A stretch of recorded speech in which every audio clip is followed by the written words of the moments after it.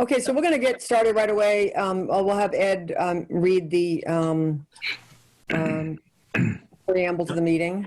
Sure. Pursuant to Governor Baker's March 12th, 2020 order suspending certain provisions of the Open Meeting Law, General Laws, Chapter 30A, Section 18, and the Governor's March 15th, 2020 and March 23rd order imposing strict limitations on the number of people that may gather in one place. This meeting of the Town of Southampton Select Board is being conducted via remote participation. No in-person attendance or of members of the public will be permitted, but every effort will be made to ensure that the public can adequately access the proceedings as provided for in the order. A reminder that persons who would like to listen to view this meeting while in progress may do so by go to zoom.us/join, hit join a meeting in the top right of the screen, type in meeting ID 845-6349, 7448, password 827492, hit join, and please be sure to mute your device when joining in. Note, to join in video meeting with cell phone, you will need to download the Zoom app from the App Store. Call-in telephone number is 646-558-8656, or by watching Public Access TV Charter Spectrum Channel 191. In-person attendance and public comment at Select Board meetings will be suspended until further notice. If you email a written public comment before the scheduled Select Board meeting, it'll be read at that Select Board meeting. If you email a written public comment after viewing something at a live televised Select Board meeting, it will be read at the next Select Board meeting. Please send your public comments via email to selectmen@townofsouthampton.org. Please note that all public comments must be within the requirements of the policy on public comments listed in the open time for the public on the Select Board agenda. Okay, thank you. And I understand this is being recorded and going out live, correct? Correct. Okay, good. So let's begin then with the Pledge of Allegiance. I pledge allegiance to the flag of the United States of America and to the republic for which it stands, one nation, under God, indivisible, with liberty and justice for all. So just a couple of announcements before we start. First of all, it's wild outside, so everybody please stay home. We just got an update on the number of roads that are impacted and also wires all over town. So if everybody could please just stay put, that would be very helpful to emergency crew. Charlie Kanicki, our EMD, has opened up the EOC and has registered with MEMA. So I thought it would be important for us to just start off right away by determining when, in the event that this meeting has to be canceled because of power or internet or something, if we come up with another time for our next meeting. Right now, we don't have another meeting between now and the annual town meeting. So what urgency in terms of the agenda, Ed, is there in terms of having a meeting as soon as possible this week, or scheduling something for next Tuesday in the event that we lose power, internet, or something?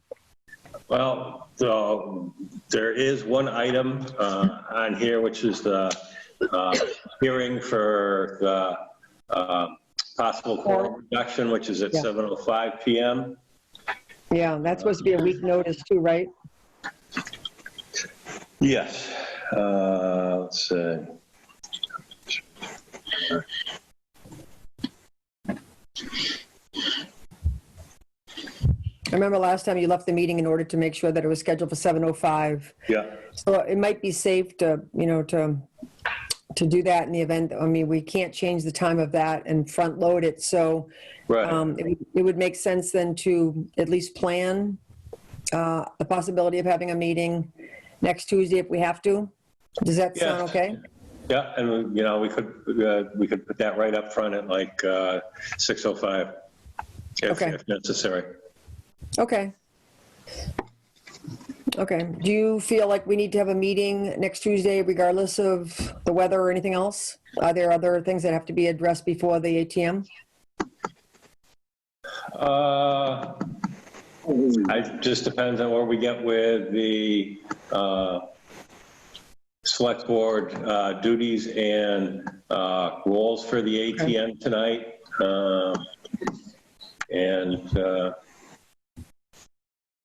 Yeah, and any possible discussion on, amendments to anything in the that would need to be done in the ATM warrant. And we're having a meeting Thursday, the ATM committee, so I'm not sure what'll come out of that, but hopefully nothing. Okay. Wouldn't hurt to schedule something even if we have to cancel it. And we typically have a meeting before the ATM. I don't know that we need to do that. I don't think that would necessarily be needed. Do you? I don't think so under these circumstances. Okay, then we'll Can I just raise a question? Does it make sense then, if we're concerned that, this meeting may be disruptive, that we do start with, reorder the agenda and start with the warrant? We can certainly do that. We won't be able to change the hearing. Right. Yeah. Yeah, that's totally fine. Piece of work done. Yeah. Is everybody okay with starting with the warrant? Sure. Okay.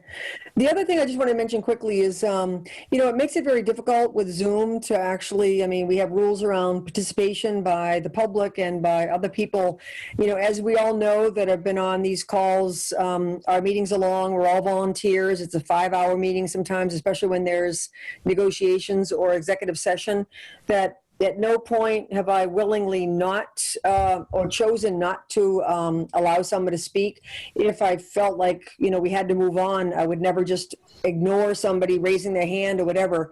So if there's anybody that is trying to speak, by all means, and I'm not seeing it because I'm trying to, walk and chew gum at the same time, please just be sure to bring that to my attention. I don't want anybody to think that they're not welcome to speak. I do want to just point out that, we do have the ability to restrict open time for the public to only be the time that public speaks. I think that it's been helpful to have committee members, department heads be part of the discussion. I think it makes a much more robust discussion. But I just want to remind people that there are a lot of committees that actually do reserve public time for only during the public. If the committee wants to have a discussion about doing something differently because of the length of the meetings or anything else, just please let me know and we'll add it as an agenda item, okay? So with that, let's just take care of the first item on the agenda first, if you don't mind. The appointment of someone to represent the FRTA, Franklin Regional Transportation Authority Advisory Board for FY21. In the past, John Martin was at one point, and then Ed Gibson the last couple of years. So you want to speak to that at all, Ed? Yeah, the last couple of years, the board has appointed me to do that. I'm happy to do it again. Okay. How do people feel about that? Would you like to nominate Ed or anybody else? So Ed, does it take away from the day-to-day activity that you do at all? No, not really. And under the current conditions where they've been by Zoom, it definitely doesn't. So.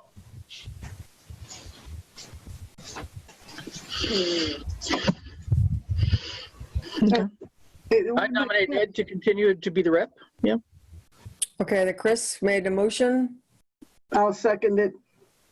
Francine seconded. Any discussion, questions? All in favor? Aye. Fishman, aye. Falls eye. Roland, aye. Martin, aye. And Groden, aye. Thank you, Ed, for doing that. We'll move on then to the warrant. So that is...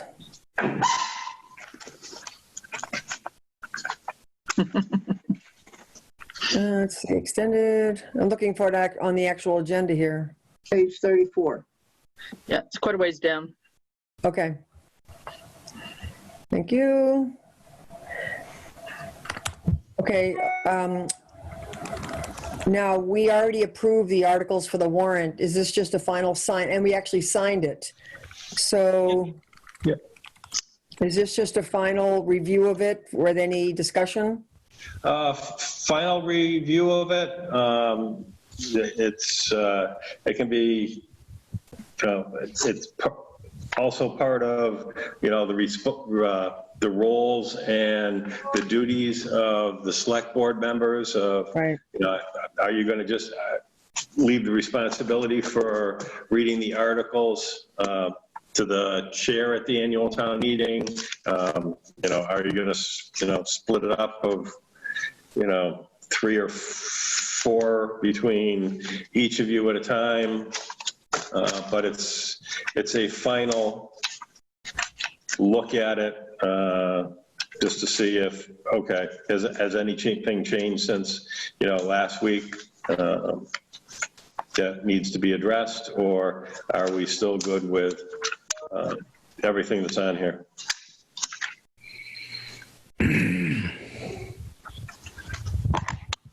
Well, I have a couple questions, but I'll entertain questions from everybody else first. Just if I can interject, we had the Finance Committee first one last week, and we went over all the articles one by one, discussed them. And the Finance Committee supported all of them except for number 14, which they made no recommendation on because it wasn't a financial issue. And they're holding over Article 2, which is the budget, for the meeting tomorrow because they didn't have a chance to fully digest it. But besides that, they're in support of all the other articles. Okay. Anybody else? No, I didn't have anything. No, nothing from me. So we're going to be talking about this, but the CARES Act funding did come through, $223, I think, $1,000 and some. And I know that, what's that? And some change, yes. Yeah, so that's good news. And included in that, a line item was police radio. So I'm assuming we already approved the warrant. So if there was a discussion later on about that this was already funded, we would pass over it for that reason. At this point, we wouldn't amend the warrant, correct? That's correct. Okay. Could I ask a question? Was there, because I haven't done a side-by-side, because anyway, is there anything that was in the CARES Act money that would replace anything in our regular budget? I think it was just the police radios. Just that? It is. And that's capital funds, not. That's capital, I know, but in, I'm talking about the, Yeah. And I think the CARES Act funding was for the tri-band radios, right? Which are different from these. No, actually, we had put in for both the tri-bands and for the UHFs. Oh, okay. so they have both. Yep. So it does include what's in the warrant. Was there anything major that we applied for that didn't come through? Because there's a difference between what we applied for and what we actually got. No, there isn't. I thought we went for 300 or something, no? Well, the way it works is there are certain categories that you fill out for the CARES Act funding. And if the category is FEMA reimbursable, they automatically reduce your request by that 75% that's FEMA reimbursable. And then there are other categories that are not FEMA reimbursable. So nothing critical. Nothing critical that we didn't get the funding for, or we're getting it from FEMA. Correct. So everything that we put in for, less that 75% FEMA reduction where it applied, we did receive approval for. Good. Okay, so we'll talk about this when we talk about the CARES Act. But for example, there was a $15,000 line item for EMD. We talked about this being reimbursable at 75%. That's listed as funded underneath that plan. So how would that work, Ed, in terms of the reduction in the amount awarded? And I believe, let me find it, but I believe that item I put in under other requests, which is 100% funded by the CARES Act. So hang on a second. Okay, I thought we were understood that it was actually reimbursable. That's 75%. I think when it was approved, remember the 3,000 for the last 3 months of. Right, put in 3,000 for the last 3 months of fiscal year 20, April, May, and June, and then put in $12,000 for what would be fiscal year 21, even though with the application, they still called it fiscal year 20. So hang on a second. If I remember our discussion, I think all we approved were the 3 months, if we could find the funds. I don't remember us going to making this a position for 12 months and then have, we have to then, I would imagine, post it and all the other stuff. Yeah, no, you're accurate. Pardon? Yeah. You're accurate. I had made the motion and it had to be taken from other than operating budget for April, May, and June. And then it was going into the regular budget process for fiscal 21. Now, however that came out was through the process. Right. Yeah, and that was submitted under other requests, so it is 100% funded by the CARES Act. Okay, well, we can talk about that. I guess the original question was, is there anything else that's in the CARES Act award that is a duplicate to what it's in the warrant? I think it's just the radios, right? Mm. Yes, that's all I see in here that would be a duplication. Okay, so I imagine we would just pass over that. At that And then point the other in time, question, yes. the other question had to do with whether or not we would want to do an amended budget on the town meeting floor relative to the most recent information that we got, or if we feel that it's too tentative and therefore should be at a future special town meeting. In other words, an additional $49,000 something. Right, of which 26,000 and some change was would be an increase in Chapter 70 that if the board was going to do it, should be considered to give back to Norris School because it will be tied to net school spending. And then there was $22,000 and some change that would be associated with unrestricted general government aid. If we were able to spend some of that, could we restore at least part-time positions for the assistant to the town clerk and the assessor as a use of those funds? It's actually an assistant town clerk. It's not an assistant too. Right, okay. Yep, sorry. But I like that idea. I support that. And that's like $15,000 if I remember correctly. For that Something. position. Correct. I mean, the two combined were approximately $24,000. We're getting $22,000 and some change. We could look at basically not implementing them right away and what the savings would be for for that, so that we didn't necessarily. Yeah.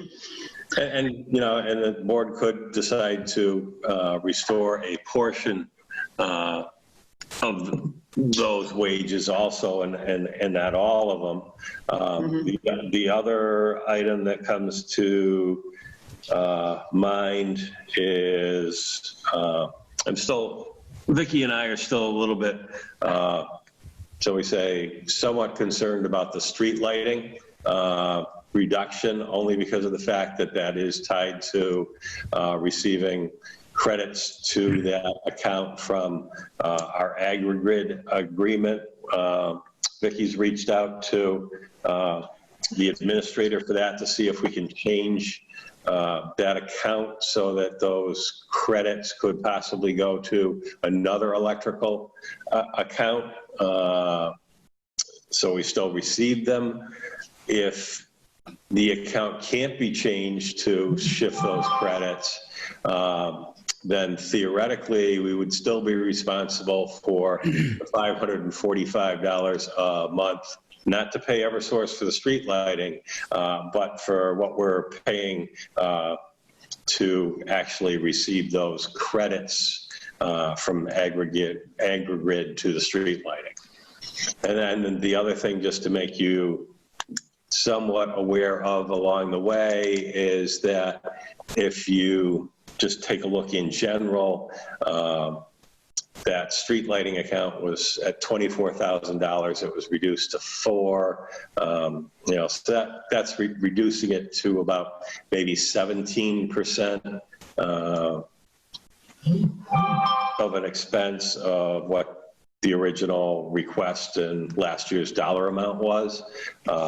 If you take a close look at the priority street lighting list that Chief Illingsworth sent back to us, what he has listed in Tier 1, which is his highest priority, would actually account for about a 32% cost of what that $24,000 was. So there's a little gap there, just so you know that, okay, even if we can shift those Agri-Grid credits to another account, that we would not even be able to leave on all the street lights which are in that Tier 1.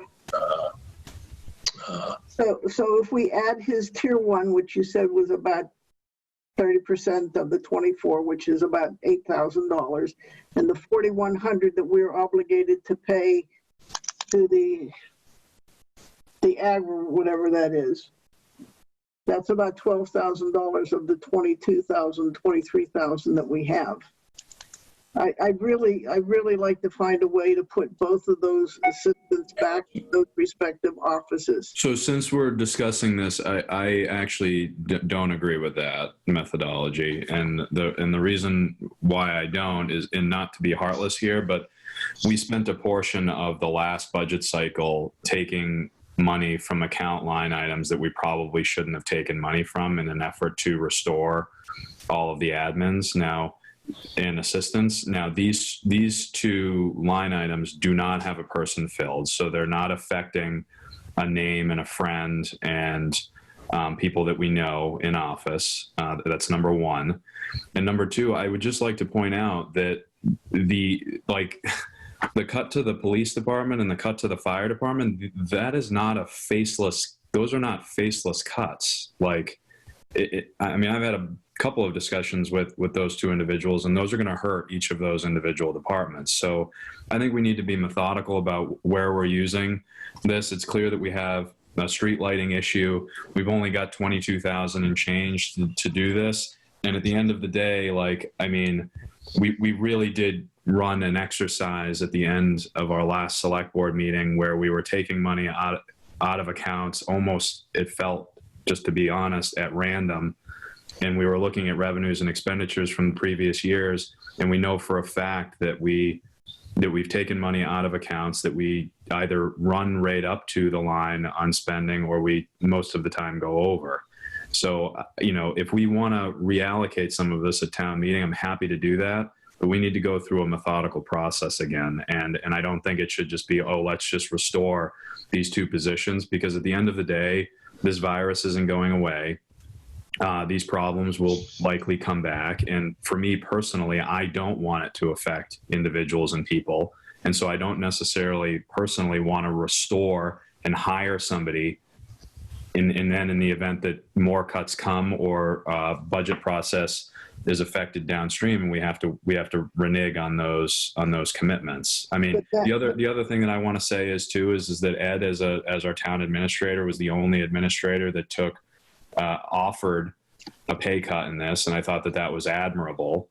I personally would like to restore that above most other things. He is an individual that works hard for the town of Southampton. He is currently in office. He is currently gainfully employed here. This kind of goes with the theme that I've been at least talking about, is that we need to take care of the people and the systems and the public resources that we have already made commitments to, rather than adding new. And that includes, hiring individuals that are filling vacant positions, and then also creating new positions as well. You know, we do a really good job of add, and we don't take into account the consequences downstream. So I'm all for reallocating this, but it needs to be a methodical process. And for me, I'm not saying that it wouldn't be, but it's not going to automatically be just all of that money gets targeted at those two positions. Okay. Thank you, Matt. I just want to make a comment. Is Chris Spall still on the line? I don't believe, I think you are. Okay, Chris, I didn't see you for a minute. Just making sure. Needs to be unmuted though. Yeah, go ahead, Francine. Yeah, I was just going to say, I don't agree with you. These are not, you're saying it as if people are not affected. The people who are doing without that assistance are greatly affected. So that's true, but so are police and fire with a $44,000 and a $25,000 pay cut, Francine. Like, Matt, I don't know that the police and the fire have any faces attached to the money. I'd like to hear that directly from the chiefs. Well, I did hear it directly from one chief. So. Okay, well, I'd like to hear it from the chief, because my understanding is they were able to take that from the budget. Although it was painful, they came up with the cuts without affecting people. So, I mean, I agree with Francine. We've got 2 elections coming up. We've got special town meetings. We've got all these mail-in ballots and all the ballots going out and coming back in.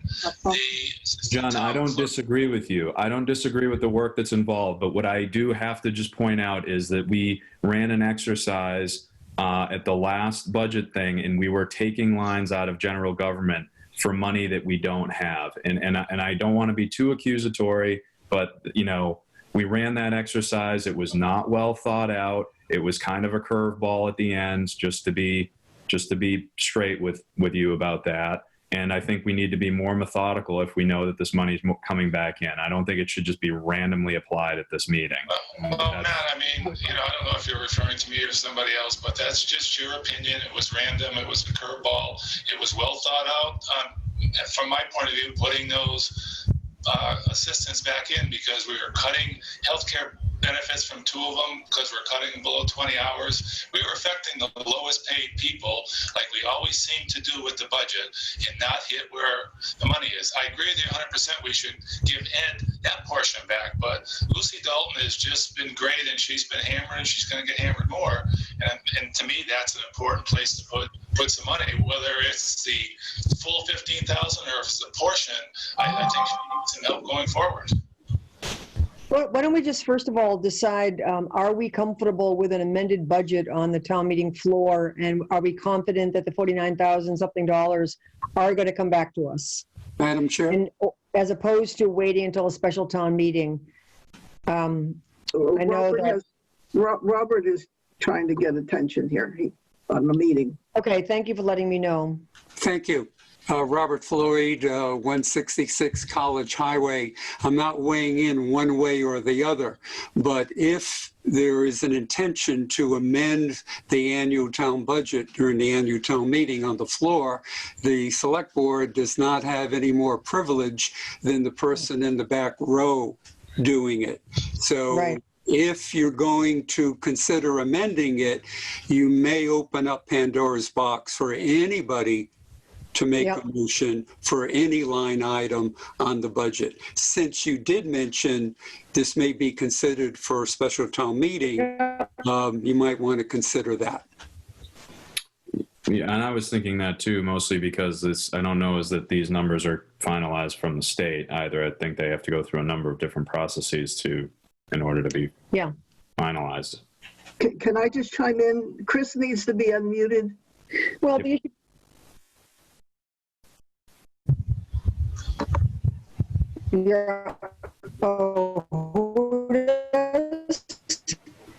Thanks. I keep losing my internet here, so I may come and go. If I can just add one thing before I lose it again.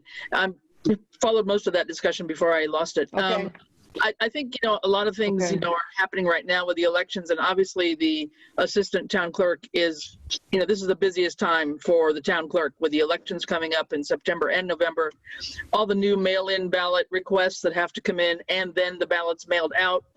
Lucy's doing this all by herself. So, it may not even be physically possible to advertise and recruit and get somebody to help her in this time frame. But I think we ought to at least not, make light of that. This is an important position that needs to be seriously considered. It's not just because, we're not, being serious about it. What if we just thought about hiring a temp?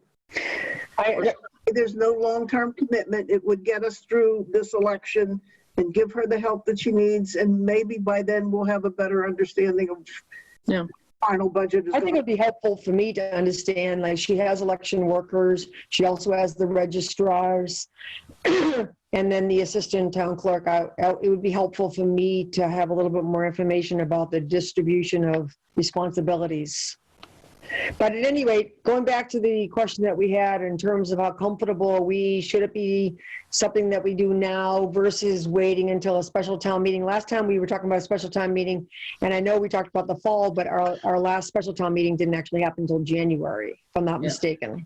Right. So I'm just concerned, especially for the schools, if Chapter 70 funds are available and in the tune of $26,000, I wouldn't want the school to wait until January to get that. That could be some important, information that they need to have. So, Ed, are you comfortable with what we heard from the governor in terms of changing the budget at this point instead of waiting till a special town meeting, even if it's just for the purpose of allowing the Chapter 70 funds to be included in the budget?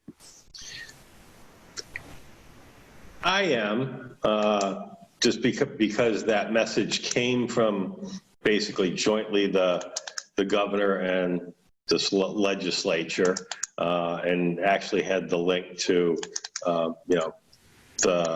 the cherry sheet from last year in it. So, to me, it seems like an official act, short of the House coming out with a budget and then the Senate and then basically reconciling those two.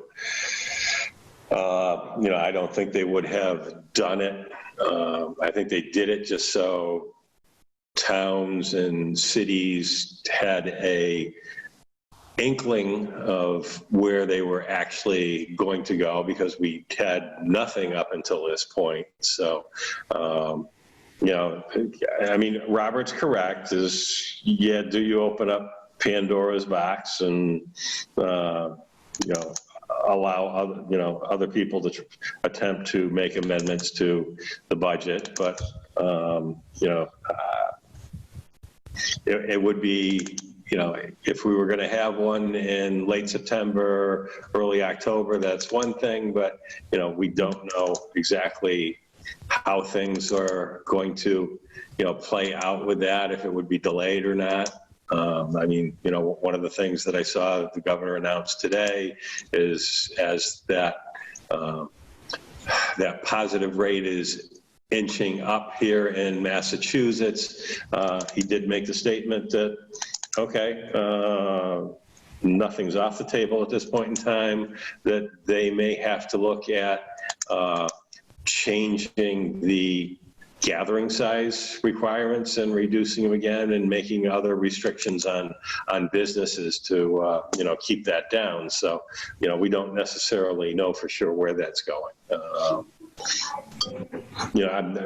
If nothing else were going to be done, I would strongly think about making that adjustment to the school department for the Chapter 70 adjustment. Well, I think that, we did a lot of work in coming up with the budget, and now we hear about a little bit of money coming back, and then it's like, well, we can restore this, and I know there's a lot of ask out there.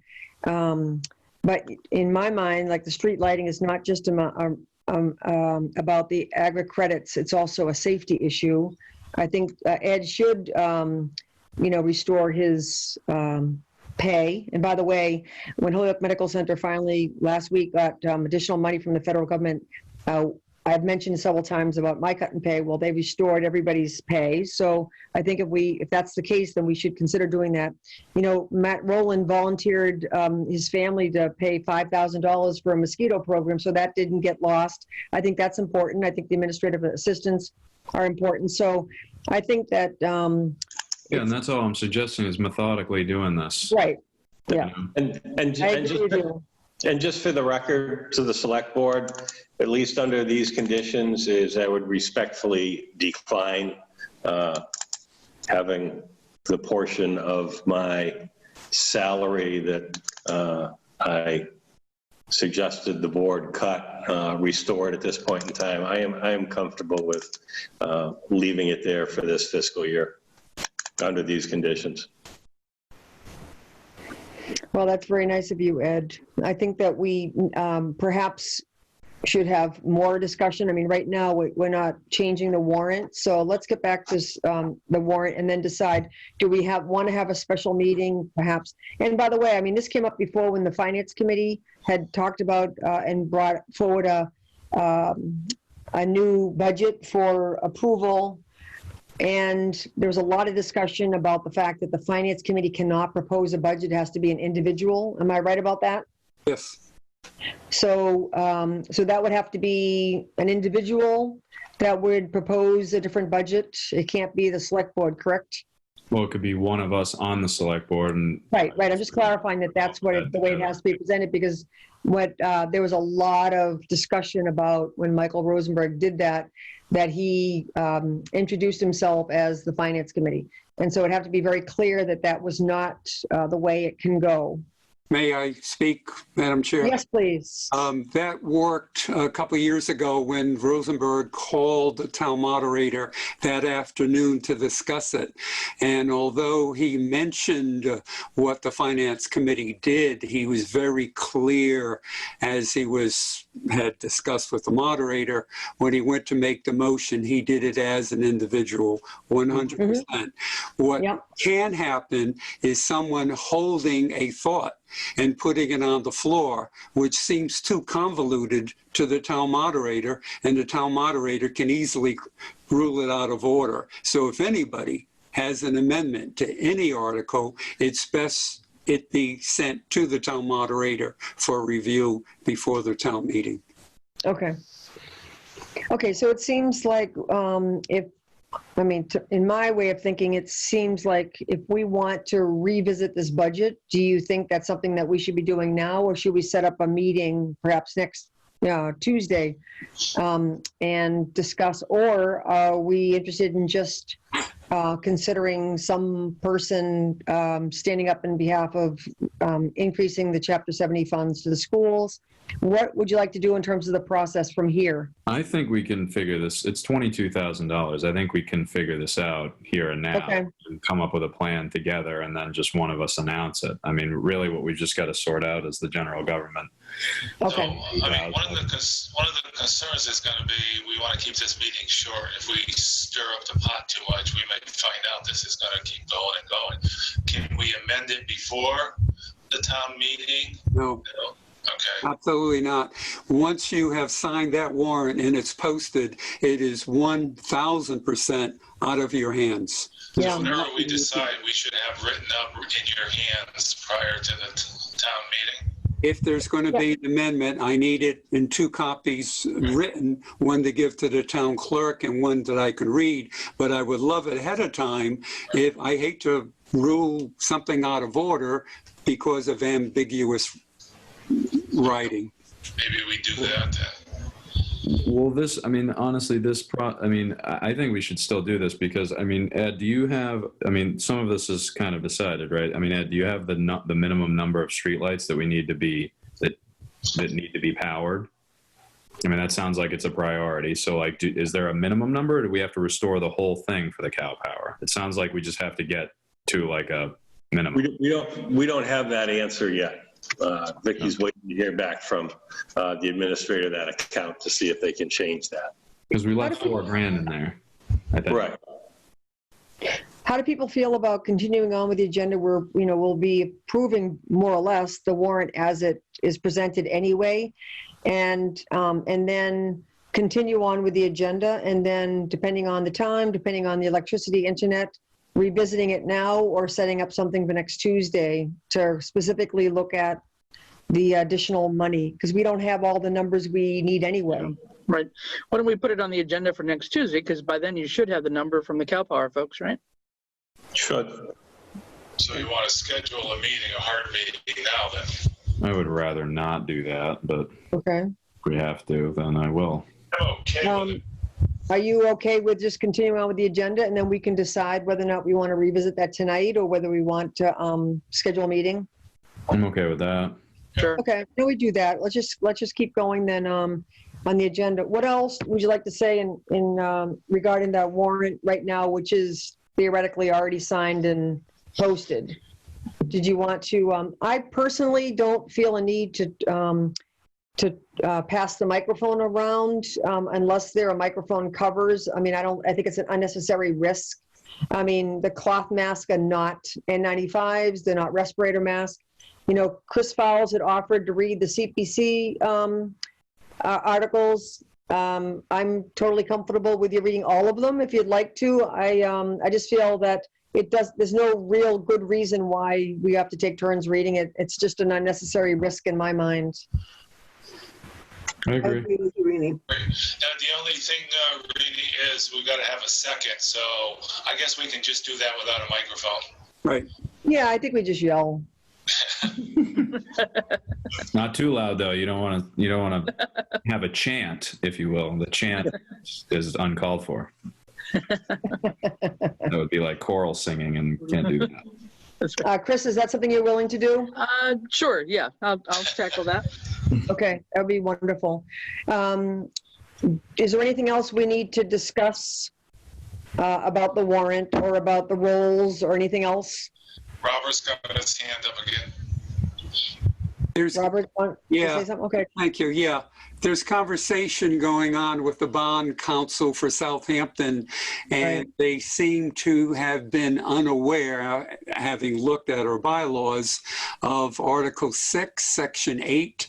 Any town meeting requiring bonding shall require the moderator to take a paper ballot count. They believe it's up for the moderator to interpret it, and it's not, because we have two requires.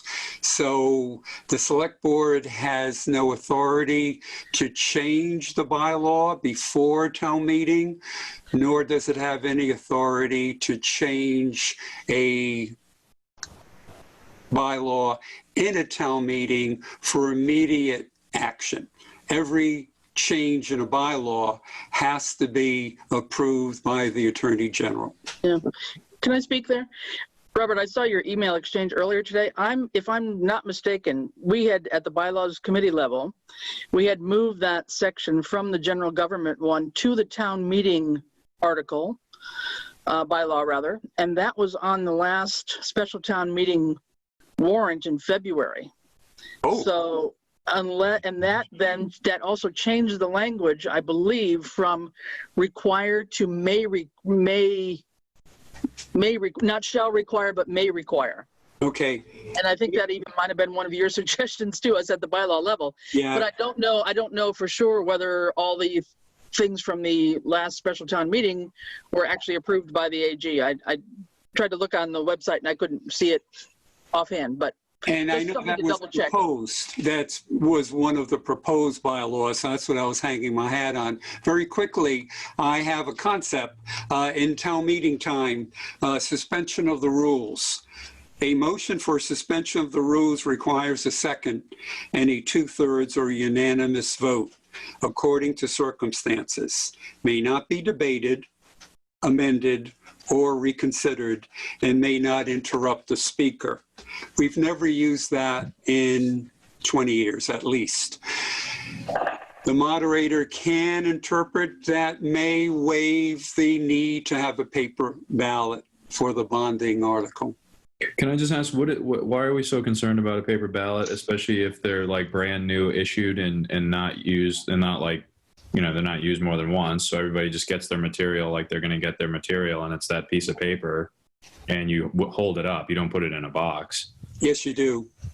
Paper ballot, you put it in a box. That's the whole point.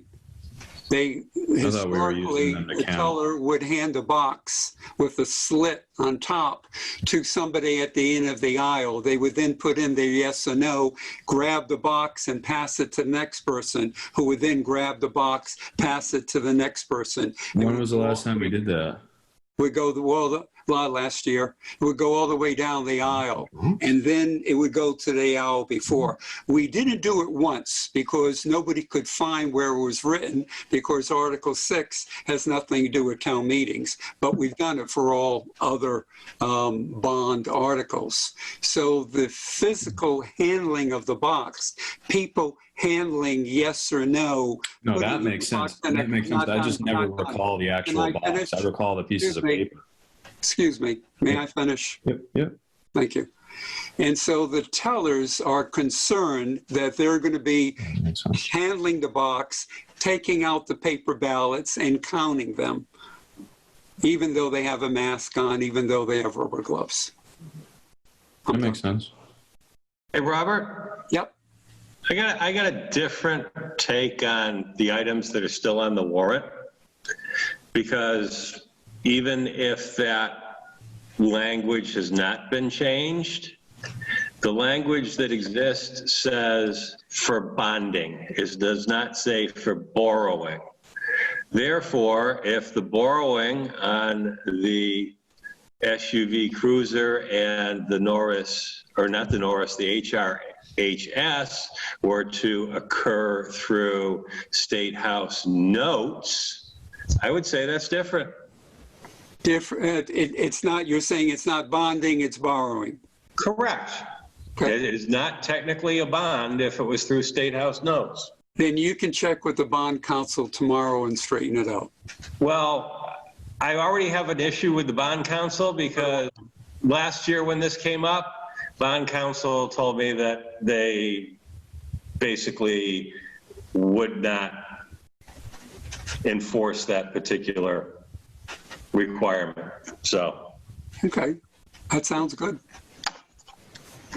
But I was just looking at the warrant for a couple of, last couple of town meetings, and I couldn't find that bylaw that you were referencing, Chris.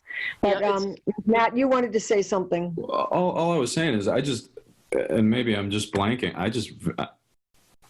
I don't recall a ballot box in the last any town meeting that I've been to, but I'm obviously just not remembering. Like, I remember holding up yes or no. I remember holding up colored cards. I just never physically remember placing something in an actual apparatus to be hand counted. Mm-hmm. But I'm obviously not remembering things properly. Okay. Well, I can tell you that from the time I've been here, and then looking back at the minutes from some of the specials or annuals in probably a year or two before coming here, I don't think it's ever been used. Yeah, I don't recall.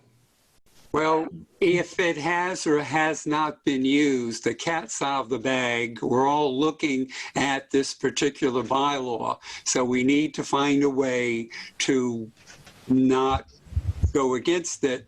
And I like Ed's suggestion, and I like what I've got proposed. So between one of the two, I see as not needing to count paper ballots.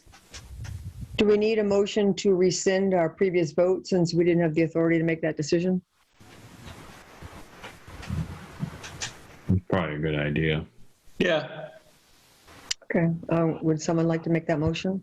Move to rescind our previous motion to, how should I say this? I want to make sure I don't double negative this. Ballots. Yeah, rescinding the motion where we rescinded paper ballots. That's what I'm moving to do.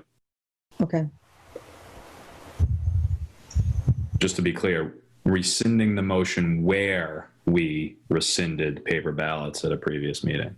Mm-hmm. Does that make sense? Yeah. Grammatically? Is there a second? Do we need to reference, variance to the bylaw or anything, or just? Sure. Just referencing, our Southampton bylaws so that we're, we're not And it is the first bylaw from the special town meeting in February under town meeting. It got moved from general government to there. That's that one statement about paper ballots is. Do you have a copy of that? I was looking, I've got my paper copy, but I couldn't find it online. I asked Lucy if it was posted and she didn't get back to me today. Well, it just might be that our website's I not have a updated. paper copy of it that I'm looking at as we're talking, and it reads as Chris read it. Well, so we approved that, right? Does that just mean that our website's not updated? Well, yeah, that's for one, but it got approved at town. I know it passed town meeting. I don't know whether we got the final answer back from the AG about all those things that went to town meeting in February. So that's what I think we did hear back that they were all approved. I think we did too. Is that right, Ed? That's my memory. Yep. I'm going to just try to look it up. Isn't there a time limit if they don't get back to us on it? I don't know. I think we sent it in February, right before the COVID thing, and at that point, I'm losing track. Yeah. I'm going to just try to search my thing here. Well. So right now we have a motion. Was there a second?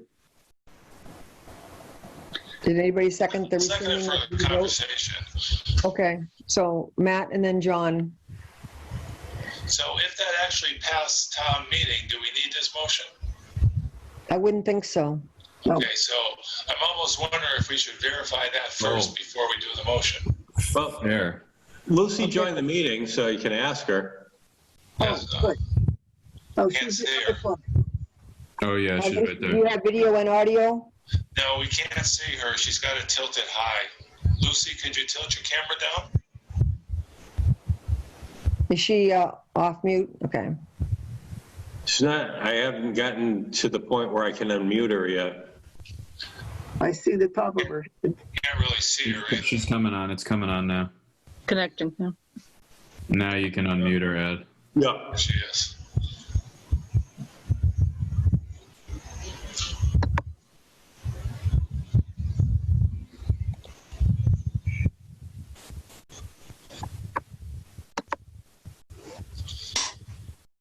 There. Lucy, hi, how you doing? We were discussing Hi. I don't know if you heard the conversation, but we were discussing whether or not all the articles from the last town meeting were approved by the Attorney General. Yeah, that were put through. Okay, so What do you we'll want? make I the mean, I difference. can't remember off the top of my head, but anything that needed to be sent to the Attorney General got approved, yes. Yeah. Okay, good, because we're talking about the bylaw change that had, that referenced paper ballots. Yeah, that Chris had emailed me about Yep. today. And Yep. did she talk to, is Robert on the video? Yes, he is, yep. And Robert, did you get the email from her? I've I just sent it to been you. going back and forth, but it never referenced the amended bylaw that we're talking about now. Well, I'll have to go back and look tomorrow. I mean, I think everything that was passed at town meeting that went to the Attorney General did get accepted by the AG's office. So, I mean, Okay. I gave, copies of the decision to everybody. So, Okay, Chris, could you just read the way it's worded, please? At least the part that we're talking about? Yeah, actually, Francine, you have it handy? Yeah. One quick second. Is this from the October 22nd town meeting? No, February. No. February, okay. A special town meeting. It's section 5. It was inserted from the general government section into town meeting, and it's section 5. It says any town meeting requiring bonding, the moderator may require a paper ballot vote. And the operative word there is may, right. Great. which makes it discretionary, at least in my thinking. Okay, and it's the What reference is also to to bonding. It doesn't say borrowing, right? No, it says bonding. Okay, What article is that? First All right. one, town meeting. Yeah, the town What meeting article 1, section 5. I'll have to go back and look tomorrow. I mean, Okay, I forwarded everybody the decision from the Attorney General's office. Well, I have the one from the October 22nd meeting, at which all of that got approved by the Attorney General. What I can't seem to find is the one from the February one. I'm still looking now, and I'm. Okay. Well, I'm gonna get off video and I'll go look too. Okay, well, the bottom line is I think that decision then rests with Robert. I got it right here. I have the email from Lucy. She sent it to us on April 8th. She writes, "Good morning." You want me to read it? Sure. I can forward it to you too. I wanted to include in my update that I have left a message with the, oh, wait, no, I'm sorry. So Yep. As of April 8th, AG's office, she left a message regarding the articles that were approved on February 11th, waiting to hear back from them to know, because I wanted to know if they are outing a hold on approvals. I'll keep you updated. So that was as of April. I'm just going to keep. And then we got an email from them in May. In May? I With the remember that. decision. Yep, that all of them were approved, if I remember correctly.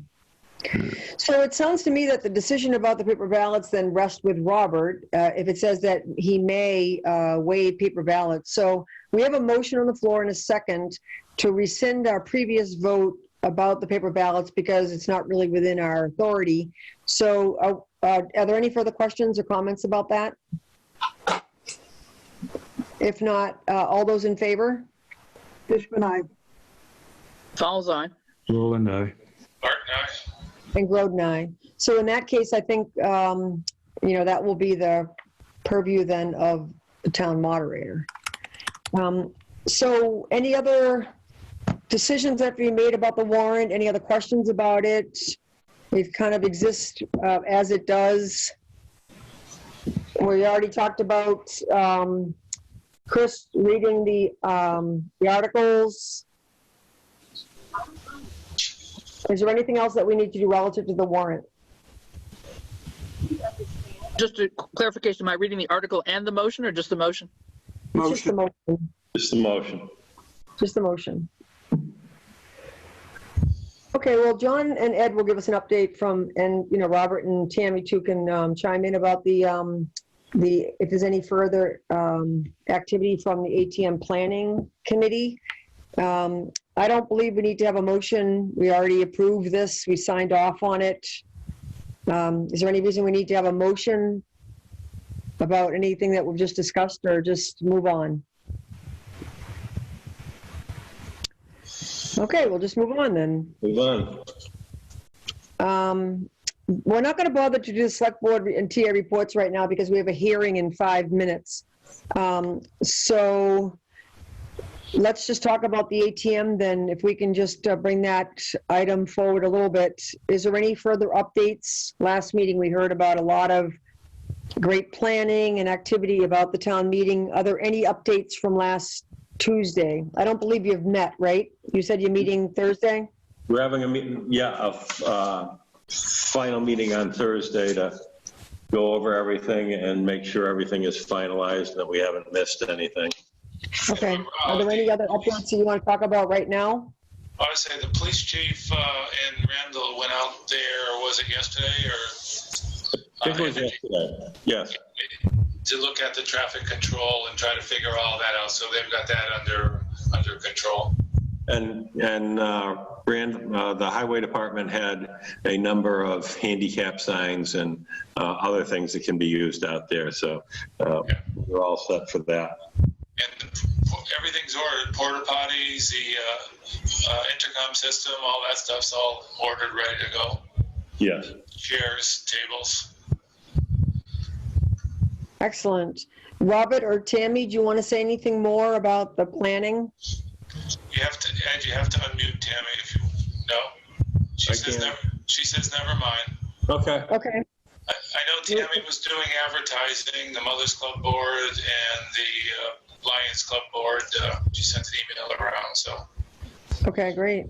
I'm impressed with the teamwork. I've asked anybody on the committee to sort of play devil's advocate. What could go wrong? What if? I'd like to see a conversation about the what ifs.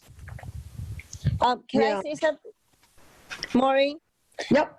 Can I just let Tammy know that the Lions Club sign says August 5th, not 15th? Oh, good catch. So Oh, wow. can somebody, get in touch with the Lions Club and let them know to add the 1 next to it? Yeah, like tonight. Yeah, like tonight. I wonder whether the crowd's out there. ASAP. And also, all of the workers are, ready to work. So I have enough counters for the day. So, Okay, that's excellent. thank you. Any other updates from anybody on the plans for the annual town meeting?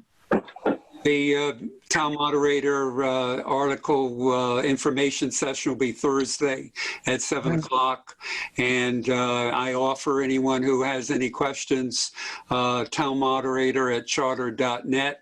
Not that I will get to them Thursday night, but if I can, I would consider them. Thank you, Robert.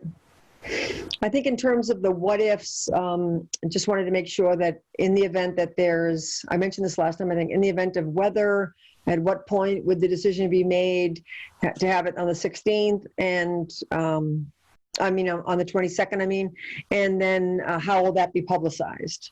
That was the only other question I had about that. Ed's Is the that something- one who volunteered to be up at 6 a.m. to check the weather. Yeah, I would say, yeah, that if it's going to be canceled, it's got to be canceled by 6 a.m. And then probably the 2 quickest ways to get that message out if it's canceled that morning is Code Red and the website, the town website. Yep.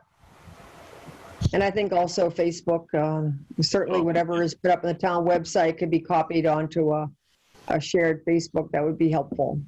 Yep. So, all right. Any other questions about the meeting?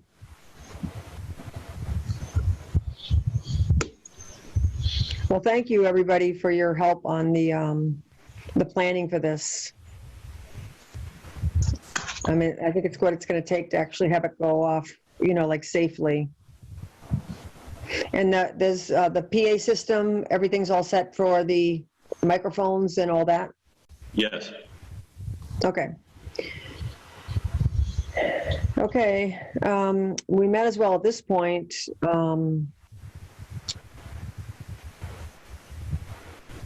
open up the public hearing. And I'm just looking to see if there's, it's actually 7:05. I've got 7:04, so give it a minute. All righty, we'll wait a minute.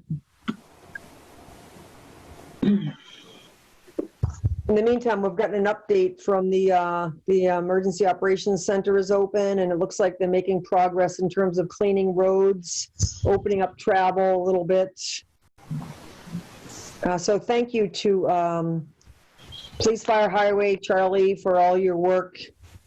There's been a lot. The initial list we had included all kinds of road closures and also wires down. So big help and thanks to them.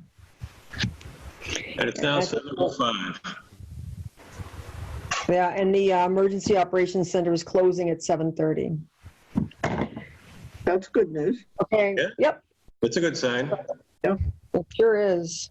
So at this particular point at 7:05, I would like to officially open up the public hearing. This is a public notice to consider reducing the required number for a quorum for the August 15, 2020 annual town meeting. Do we need a motion to open up the hearing? You don't, but I will read the public notice for you. Thank you. You're welcome. Town of Southampton Select Board, public notice. Due to the COVID-19 outbreak and in accordance with the provisions of Massachusetts special legislation, Act General Laws, Chapter 92, Section 7, the Southampton Select Board will conduct a hearing on Tuesday, August 4th, 2020 at 7:05 p.m. via Zoom virtual meeting regarding the consideration and vote of a one-time lowering of the quorum requirement of number of voters for the August 15th, 2020 annual town meeting. The reduction may not be less than 10% of the current required number of voters to constitute a quorum, which is currently at 50. To watch via Zoom, go to Zoom US/join, enter join a meeting in the top right of the screen, type in meeting ID 845-3649-7448. Password is 827492. Hit join. Please be sure to mute your device when joining in. This meeting will also be live broadcast on PEG Access Charter Spectrum Channel 191. Edward J. Gibson, Town Administrator for the Southampton Select Board, Town of Southampton.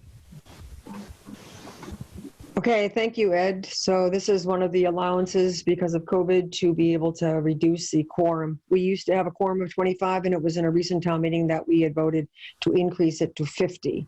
So what would the committee like to do? Or would anybody like to make a motion relative to the quorum? Well, first of all, you should open it up for public comment and then comment from the Select Board. Okay. I'll do that. Is there anybody in the public that would like to comment about the proposed reducing of the quorum for the annual town meeting?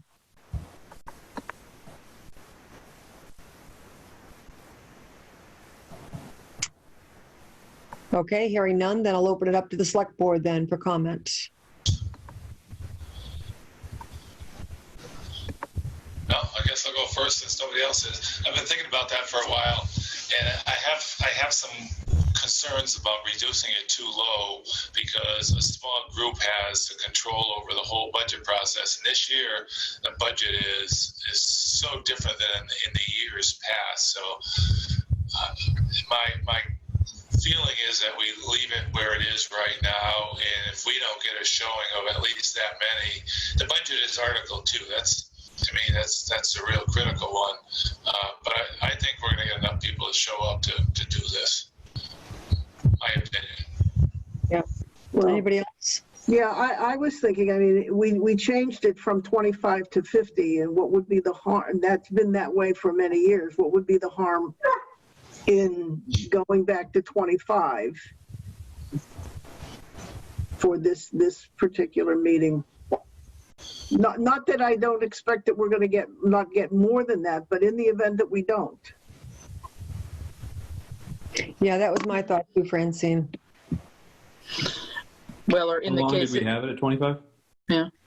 I had a 25 for a long time, Like how long? Like a decade? as long as I remember going to town meetings. Yeah. Yep. Yeah. We increased it because we thought that was too small of a number, but Right. I mean, John, I like what you said. I like what you said, but then in the face of the fact that it was 25 for a decade, At least 25 years it's been at 25. Yeah. I'd hate to have this budget not pass because there's not enough people. I can't imagine we would only have, we would have less, but, to have to then go through all this all over again, in terms of the planning, in terms of everything, because there was, 45 people, I think would be a shame. Right. Yeah.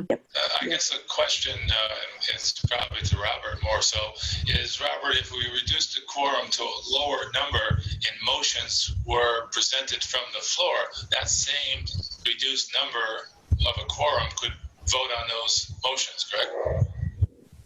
I'm not sure I understand your question, John. If we reduced it, I don't know, 25 for a number, and there was motions introduced on the floor to take the budget and change it all around, those same 25 people that were sitting there would have control of that, correct?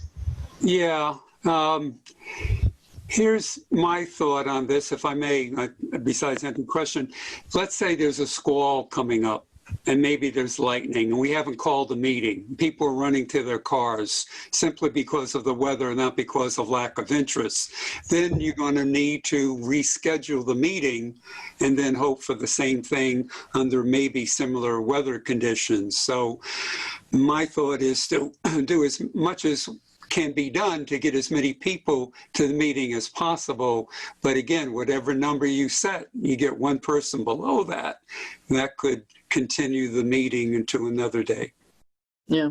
And even though the budget is going to be on early, it could affect other articles, right? Later on in the meeting, right? If people decide to leave early. Yeah.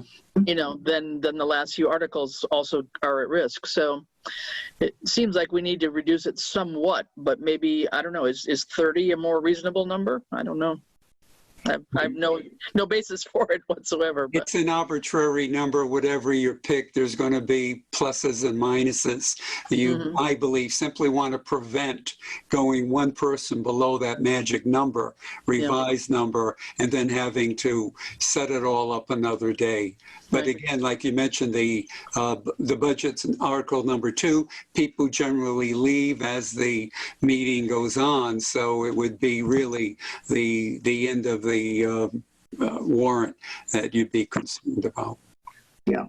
We still would, like, if we went under the quorum, we could go grab people, could we not? Make phone calls, say come back or come to. You'd have a little bit of leeway to get people to come there? No. That's an excellent idea. They've done in the past. They've gotten parents watching ball games right outside of Norris. We sent people to get people from Dunkin' Donuts when we had it at the Old Town Hall. This meeting is not going to be televised live, so you're not going to be able to announce it. Not that that's a good idea. And there's probably nobody around in the field, and really 15 minutes or so, you really have to call it and continue it. So yes, to answer your question, but the hands are kind of tied. Well, here's the beauty, Robert. It's right down the street from the dump, and the dump will be open. Just an idea. I love Southampton. I know. The center of the universe on Saturday morning. That's right. Tammy had her hand up. Tammy Walunas, 298 College Highway. I'm losing power. I love that we're having this discussion, but my fear is that if people are leaving, it's because it's too hot and you're not going to be able to get them back. I would greatly appreciate having the quorum go back to 25 like it had been for the past 25 years so that my CPC things at the end will get voted on. I want it for myself. It's just sad that we think there's only going to be 25, even 50 people there, you know? I agree, John. There are very unusual circumstances, you know. We don't know how many people are going to fear going out. There are a lot of people that haven't left their house at all, and their family is doing their grocery shopping, and they are very fearful, and I don't blame them on some level. So is there someone that would like to make a motion? We just lost Chris reading. I think all of our power just blinked. I saw John's mind did too. Yeah, mine blinked. So that could have Tammy nodded that too. So. That was enough to kick a router easily. It's off TV right now. I was just told. Oh, she's back. He's back. You'll want to close the public hearing before you go into motion. Right. All right, I move that we close the public hearing. Second. Okay, Francine and then Matt, any more discussion about it? Just a question. It just left TV. We're not on TV, so is this being recorded? It is. Yes, it is. Okay. Okay, so we have a motion and we have a second. Francine and then Chris made the motion and second. Any further comments about whether we close the public hearing? And Matt, just for the record. Yeah. Oh, Francine. Okay, thank you. Yeah. Thank you. If there was a number suggested, I didn't hear it. So if there was what? If there was a number suggested, I did not hear it since I got cut No, out. he's voting to close the meeting. Okay, The public hearing. got it. So any further comment or question about closing the hearing? All in favor? Fishman, aye. Falls eye. Roland, aye. Martin, aye. Roden, aye. Okay, at this point then, the hearing is closed. Would somebody like to make a motion relative to the quorum for the town meeting? I move to decrease the number required for a quorum from 50 to 25 for the meeting, the annual town meeting scheduled for August 15th, 2020. I'll second it for discussion. And can you also add, Francine, or August 22nd if there is a postponement? That's what I was thinking, yep. Okay, and amend that to include August 22nd. Thank you. Yep. Is there, oh, John seconded. Any further discussion? I think I'd like to see 30. I don't know why I'm being difficult about it, but what John says is true, you know. And I know, and I realize, you know, I guess the 25, you know, just to kind of double down on what John was saying, is that the 25 was never an issue because we've always had plenty of people at our town meeting. But quite frankly, if we did have 25, that really does present quite an issue, I think, like he said. So I don't know, maybe 5 extra people makes a difference. Maybe it doesn't. Maybe it's just the 3 in front versus the 2. Yeah, but I mean, 25 or 30 to me is low, but I think it's something I guess we're going to end up having to do to get through this. Mm-hmm. Where would you like to see it, John, if you had to pick a number? Like I said, I would have left it at 50 because I think it's kind of sad that we can't get 50 people to stay there for something as important as this. But again, this is a minimum. Yeah, no, I understand. That's why I seconded it. I know we got to do it, so. Okay. Thank you. Any other questions or comments? We have a motion. Anybody want to amend the motion? Otherwise, we'll go ahead and vote on the motion, which is to reduce the quorum for the town meeting, whether it happens the 15th or the 22nd, to 25 from 50. All those in favor? Tishman, aye. Fowles, aye. Roland, aye. Groden, aye. Okay, I hope we get a lot more than 50. This 25. is important. I mean, a lot more than 50 actually is what I meant to say. Yeah. So I hope we get the original quorum, but to be able to make it happen if needed, we could get by with a quorum of 25. Okay, so we'll go back to the agenda. Let's go back to the reports. Who would like to start with select board reports? Okay, I will. Go ahead. All right, this is on the Hampshire Regional High School Committee. On July 27th, the school committee met to discuss plans to reopen. The draft plan, as submitted to DESE, was posted and made public on the school's website on July 17th, describing the 3 reopening scenarios: full remote, full in-person, and hybrid, which is a combination of the remote and in-person instruction. The principal discussed the costs associated with the remote and hybrid to provide the one-to-one equipment for students and faculty.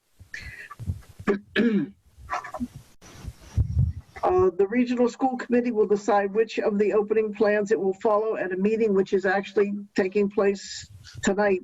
It started at 6:30 tonight, so we don't know the outcome of that. Mm-hmm. Just for clarification, this meeting is only for Hampshire Regional's plan to reopen. Each district will choose which type of opening once DESE is, each district for each elementary school, once DESE approves the plan.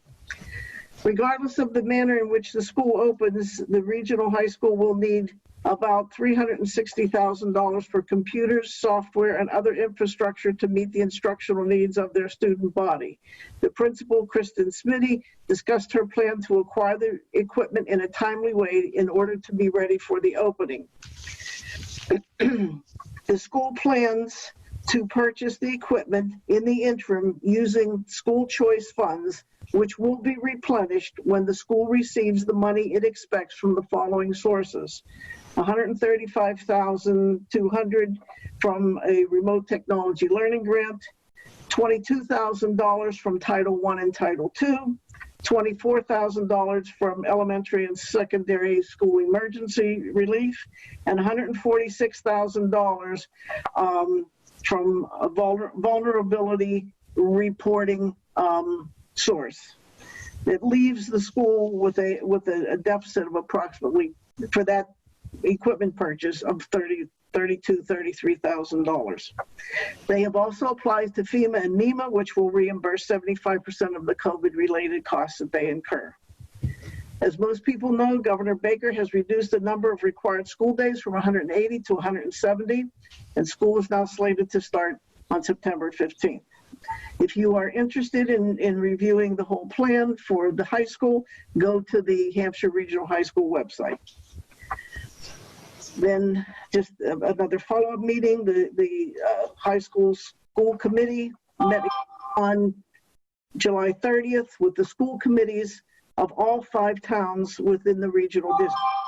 The Zoom meeting had about 250 people participating. Parents came out in force to express their concerns and their preferences. While the objective of the meeting was to have each school committee vote at that time in front of the public, each committee vote on their preferred plan based on community input. 4 of the 5 districts delayed making their decision until they scheduled their meetings either for August 4th, which is tonight, or I think one scheduled for August 5th, tomorrow night. Southampton was the only town to vote on the manner in which it will be opening its elementary school, but that's part of Matt's report, so I won't discuss that. Okay. Just finally, I want to say with regard to the status of the regional high school budget, it's been approved by 4 of the 5 towns as it was submitted. Goshen approved the budget contingent upon the approval of a 2.5% override, which is expected to pass. Southampton is the only town yet to vote on the budget, which is scheduled, as we just talked about, to the annual town meeting, which is scheduled for August 15th or August 22nd at 9 a.m. at Labrie Field. That's it. Thank you. All right. Thank you, Francine.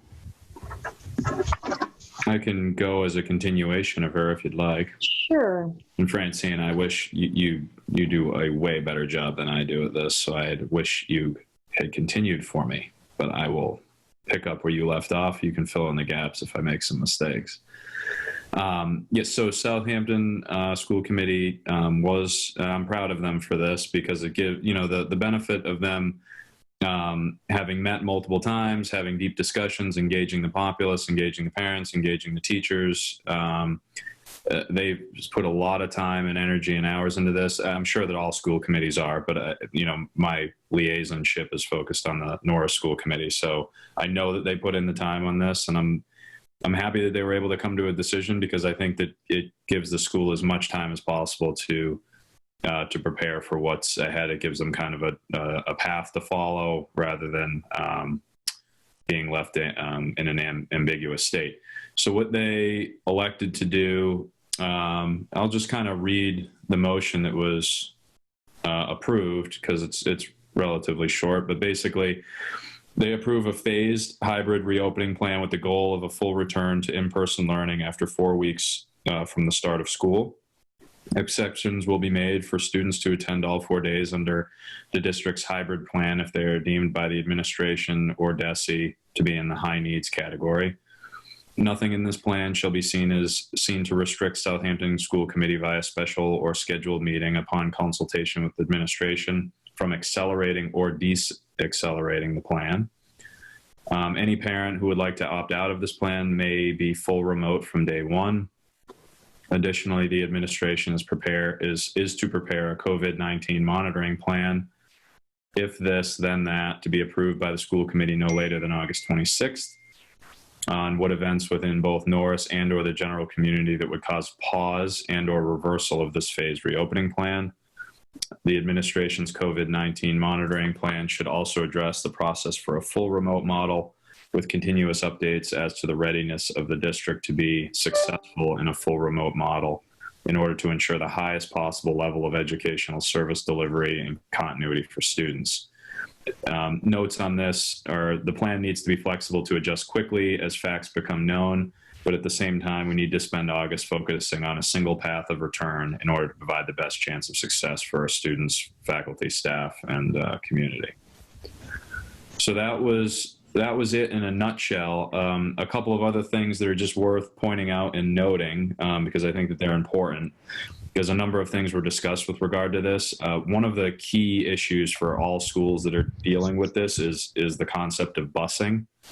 And so I just want to there's obviously a cost component of this, which we all know in dealing with our budgets, but there's another reality which really, in my opinion, supersedes the buses, even in an unlimited resource state, which I know that we don't live in. But if we did have the money, hypothetically, we actually don't have the ability to get more buses. So the questions were asked of the bus company as to the cost associated with providing more buses, how many more buses we would need if, say, hypothetically, because there were multiple hybrid models discussed originally.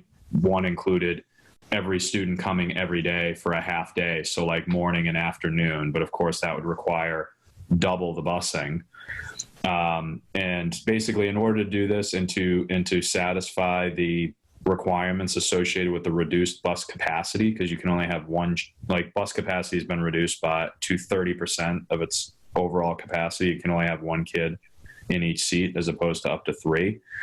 The bus company has no additional buses. Like, it doesn't matter how much money we could throw at this, they don't have buses to provide to us. So it's really the most limiting factor is the quantity of buses. So I just wanted to make sure that this board knew that, while it'd be great to have more money for transportation, we just don't physically have the ability to actually gain the additional quantity in buses. And Francine, hopefully you can corroborate that from your meetings, but that was the information that we got from this. So I wanted to communicate that, because that was certainly a factor in some of this. And then that is it. Overall, it was a good meeting, aside from, and it might just worth mentioning here. It hasn't happened yet, but our meetings are highly publicized. I mean, these things can get hijacked, and unfortunately this meeting did. And it was, it was really not good, is all I can say. I mean, I think most people, did everything. There were plenty of people involved. Thankfully, we had a few IT folk on the line, and we were able to mitigate it relatively quickly. But again, Aaron Osborne was running the meeting and was host to it initially, and it got out of control there for a little bit, and it was a little bit disheartening, especially since there were 5 towns involved. It wasn't something that we could just log off and log back on and reschedule. Like, there was just a lot on the line, so that was really disheartening. But we did figure it out. I think you would agree, Francine. There were some good people that were able to adjust to that, but we should be thinking about that too, I think. Right. That was my first experience of Zoom bombing, and it was very disruptive to the process, and hopefully we can build in some safety mechanisms so that whatever access codes we're using aren't available. Supposedly this person was from San Diego, quote unquote. Well, I think the waiting room feature that Ed is currently using is a big help already. That's a major one, to not let anybody in that is not let in by Ed. Yeah. So the challenge at the school committee meeting, and maybe even for Ed, is like, if hypothetically 100 people wanted to see this via Zoom, and otherwise they're viewing it from TV. I don't want to assault Ed, but I doubt he knows all 6,000 people in town by name.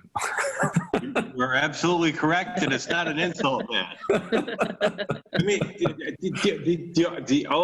the only telltale piece sometimes with that is if someone's used a totally off name. It might be an inclination that there might be something wrong. But yeah, if they are smart enough to put it in, rename themselves with a regular name, you would never know. Yeah. I mean, that's, you can rename yourself too. And that was what the school committee was challenged with. I mean, Aaron was letting people in. There was the same model as us, but he had to assume that everybody was a parent trying to get in.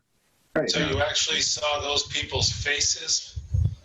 So we didn't see any of their faces, but they were streaming like, I don't really want to say it publicly, but they were streaming like very discriminatory videos and war films and stuff like that. There were some pornographic things. Like it was pretty out of hand, John. There was audio associated with it. I was just saying, if we don't see somebody's face, we don't let them in. Yeah, but it was a large meeting. Yeah. So it was so large. Yeah. It's too bad. Yeah.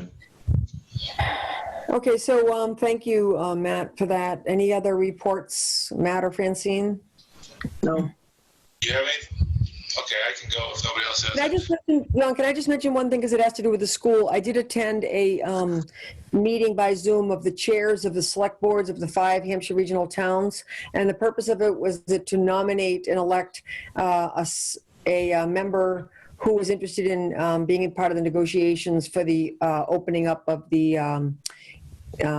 intercontact relative to the return to school and all of that. And Trish Colson Montgomery was nominated and elected to be on that negotiating, being able to be part of that negotiation. She is from Chesterfield, I believe, a select board member, a previous finance committee member, and a retired teacher.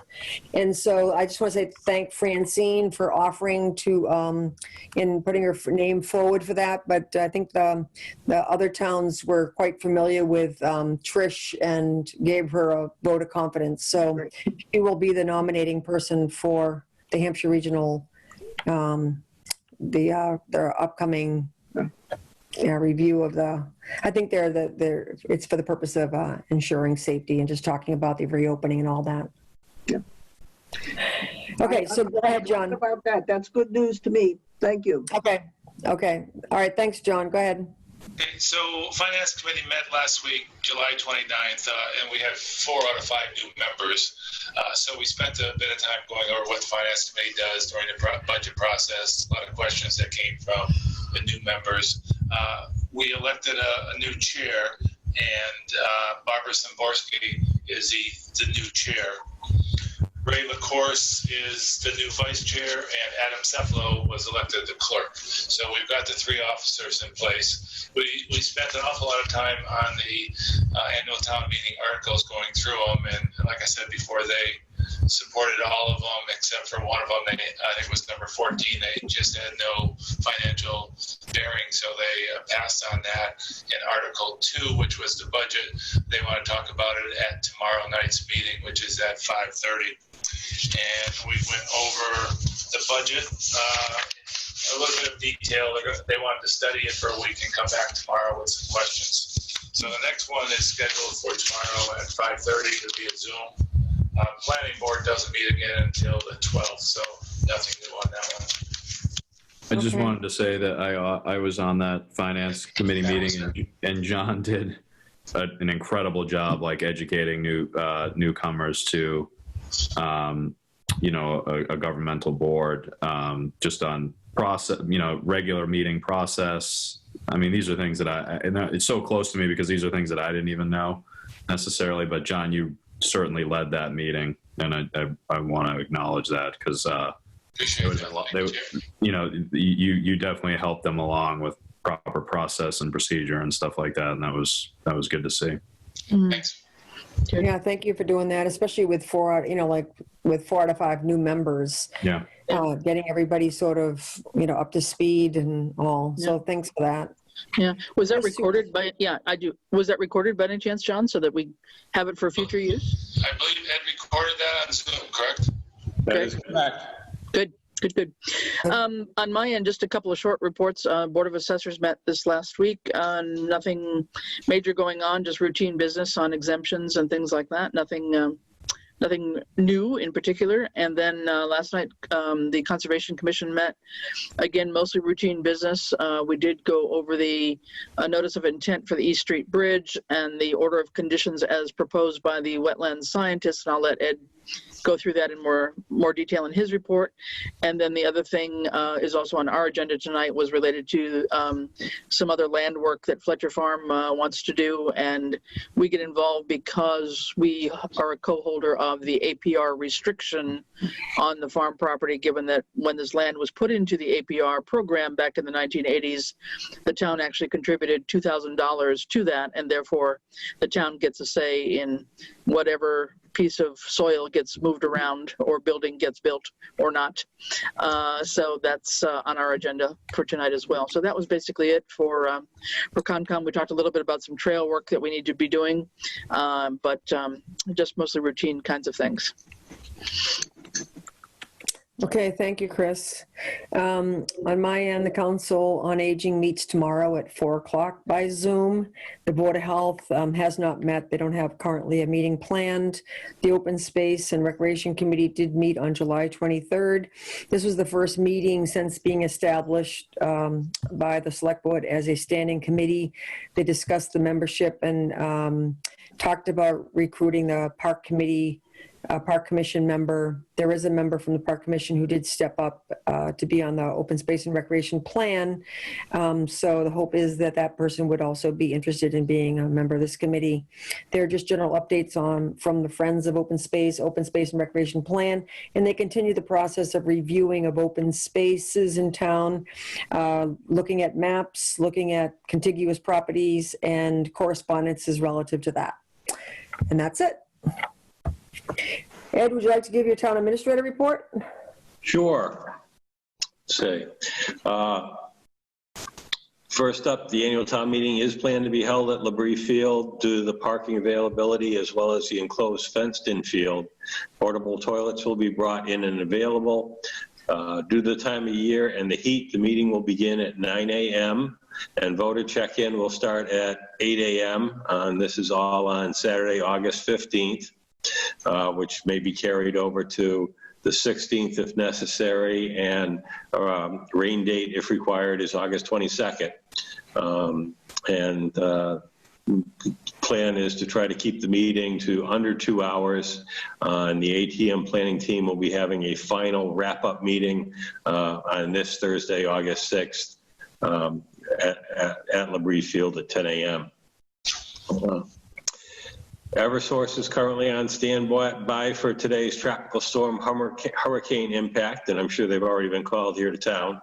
Emergency responders have been notified of the town government's direct liaison contact information in case we need to reach out to them for their services, which I'm sure we have with the number of wires that are down. And this is old. As of 5 p.m., there was tree damage and downed trees and down power wires reported in several areas around Southampton. The entire state is currently in a tornado watch state. If the level of a tornado threat does increase, we'll be notified that it is upgraded to a tornado warning for our area. And with the weather that's going on outside, this is a little out of place, but I'd still have it on here as a public service announcement. And just like to remind our residents that the water commissioners have put into place voluntary water restrictions.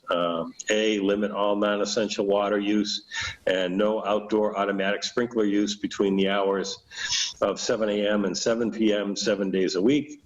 And B, please restrict outdoor water usage to no more than 2 days per week. We hope this will result in a reduction in water use.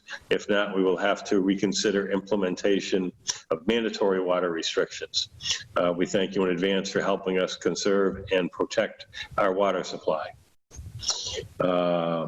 Next up, the court hearing to allow the town to hold our annual town election on September 1st will be held this Thursday, August 6th at 11 a.m. And I'll read the notice. The notice of court hearing to postpone Southampton's annual town election. Authority to postpone Town of Southampton annual town election, Hampshire Superior Court docket number 2080CV00078. Residents of Southampton. On July 31st, 2020, the town filed a verified complaint and a motion for a preliminary injunction to authorize the postponement of the annual town election to September 1st, 2020 in light of the public health and logistical issues created by COVID-19, which prevented the town from holding its election as scheduled in May. This notice will serve to advise you that the Superior Court, in conducting a hearing in this matter, to show cause by why the relief requested by the town should be issued. Members of the public are encouraged to attend the hearing, which will be held on Thursday, August 6, 2020 at 11 a.m. at the Hampshire County Courthouse located at 15 Gothic Street in Northampton, Massachusetts. The teleconference information is as follows. Call-in number is 877-873-1948, and the participant number is 137-381-98. If you have any questions, please contact the town clerk at 413-527-8392 or at townclerk@townofsouthampton.org. And then let's say, just to let you know that Ron Lauren has been sworn into office and began his official duties as the town's building commissioner on this Monday, August 3rd. Ron seems to be settling in well and has been out on a number of inspections already.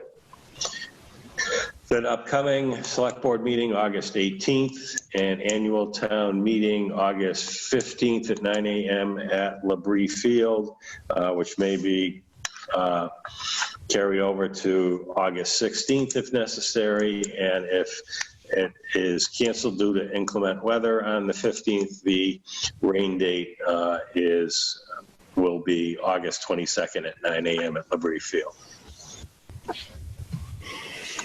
Okay, thanks, Ed. Any questions for Ed?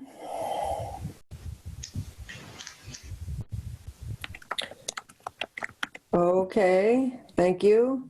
Then next we have, I believe, the East Street Bridge update. Yeah, and Chris had touched on that a little bit. Concom met last night. I did join in the meeting. And there are representatives from VHB there.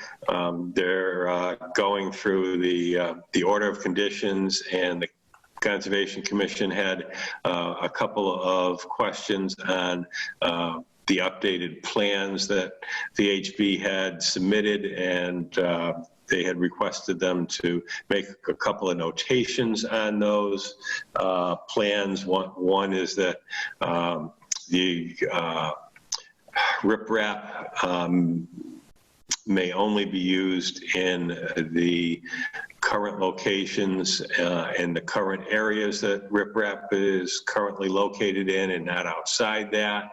And then they had requested VHB to make some amendments to the plans as far as dates on some of the sheets. So that should be wrapped up for at the Conservation Commission's next meeting. So once that's done, and we've got the order of conditions, can be recorded and included in the bid package to go out to bid for this project. Any questions about that? We did talk about having a, perhaps after the annual town meeting, having a meeting and publicizing, as you know, a lot of questions continue to come up about the East Street roadway as well as the bridge. So we'll plan for that at one of the upcoming meetings after the town meeting. If there are no questions, let's talk about the revenue and expenditures report that we just got. Who would like to speak to that? I guess my only question comes in, Ed and I had a little communication. When do we think that they'll be caught up on the revenue for the year end? Since there seems to be a deficit that obviously, will be reduced by whatever additional income. I'm hoping that that would be for the next regularly scheduled select board meeting, not next week, but the one for the 18th. Okay.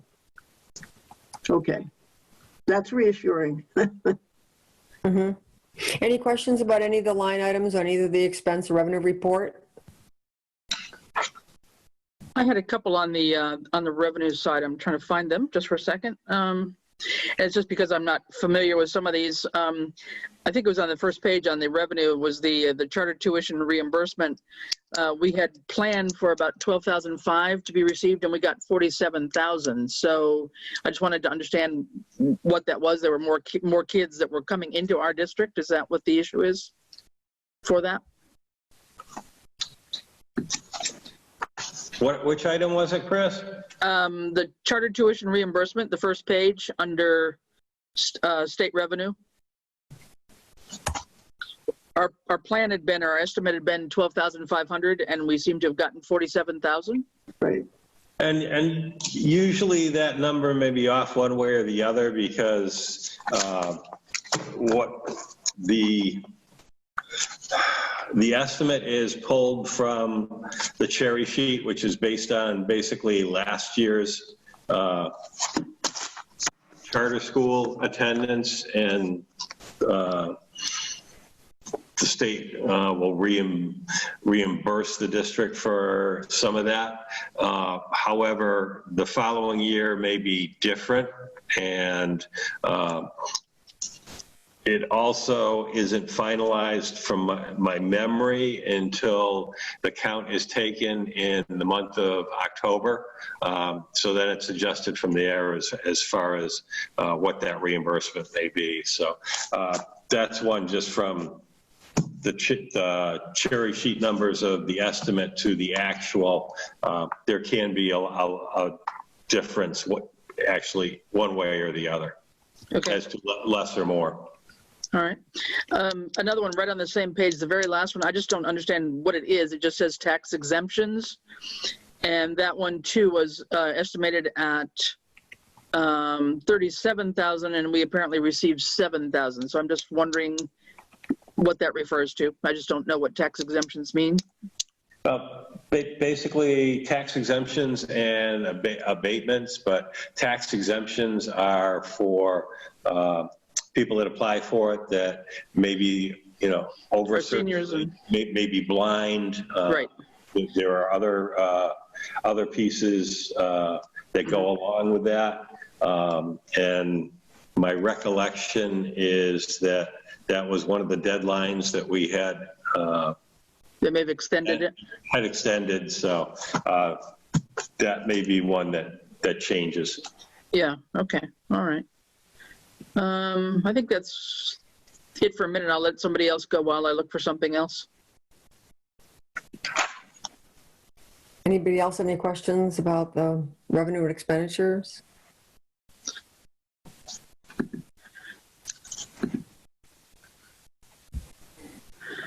There was, sorry, I do have one more and I can't find it right away, but I wrote it down. There's something about the PEG access programming. Again, we seem to have gotten double what we had predicted. So I'm just curious how our projections go versus what we actually receive.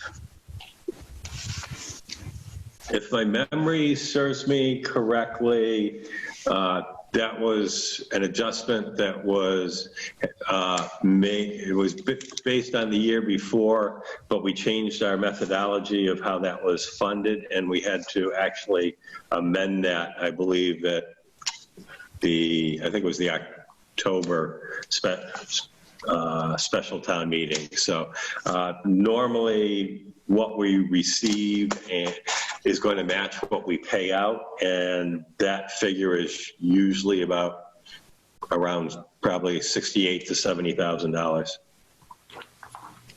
Okay. So all this is kind of like a pass-through. It's a pass-through, but like I say, we had changed our methodology from the special revenue account, which actually we could only appropriate when we had funds in that account to commit to pay the PEG access. The Department of Revenue changed some of those qualifications and requirements. So, we changed our methodology to estimate what we'd receive for the entire year and to budget for the entire year for going into fiscal year 20. So we met the DOR requirements and actually made it probably simpler and easier for both ourselves and for Easthampton Media to invoice us for their services. Because in the past, not only did they have to wait for us to receive our payment from Charter Spectrum and we'd tell them what that was, and then they'd invoice us for it. But in the second half of the fiscal year, we would have already been through the funds that were in that account that we were able to allocate and pay. So we would actually have to wait for Charter Spectrum to pay us, number one. We would notify Easthampton Media what that amount was, and then they would have to wait for their third and fourth quarter payments until we actually had either a special town meeting or the annual town meeting at the end of the fiscal year, so we could appropriate those funds out of that revenue account to actually be able to pay them. Okay. And last one, sorry. It's under the special revenue funds. It's category number 24.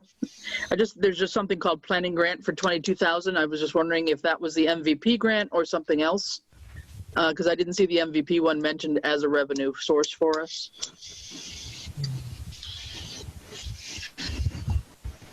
It's right before the public health COVID grant of the $9,000. 22,000? Yeah, yep.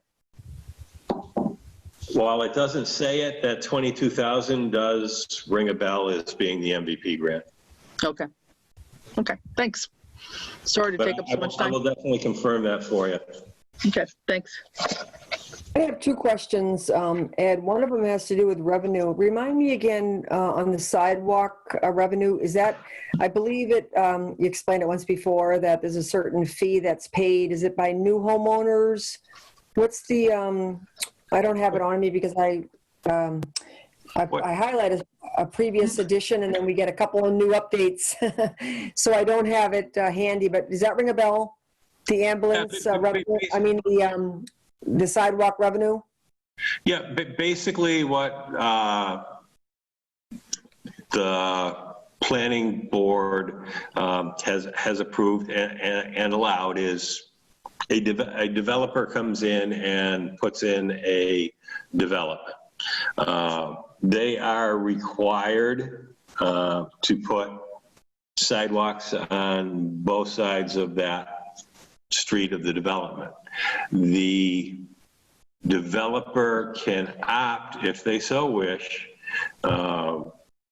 to put in a sidewalk only on one side of that street, and this is very pertinent to especially short cul-de-sacs. However, for the length that they don't put in a sidewalk, they have to pay into a town fund the equivalent dollar amount that would have been paid to put in that second side. And then the town may utilize those funds to add, improve, what have you, sidewalks in other sections of the town. Oh, okay. All right. Thank you. You're welcome. The other question is under capital funds. One of the line items is tire dump cleanup. And there was some funds expended in this last report from that line. It's not a lot, but I just, like, what was it? Do you know what it was for? And who authorizes taking money from that account? That would be through the Board of Health. Okay. And what set of accounts is it? It's under capital funds, 30 capital funds, and it's 305-800-003, the second to last one, right above library new roof. It says tire dump cleanup local. And there were funds that were expended this particular report. And I'm just wondering what it was for. Oh, and that's on the expenditure report? Correct. Okay. Hang on a second. And so the Board of Health, they vote to expend money from this line item?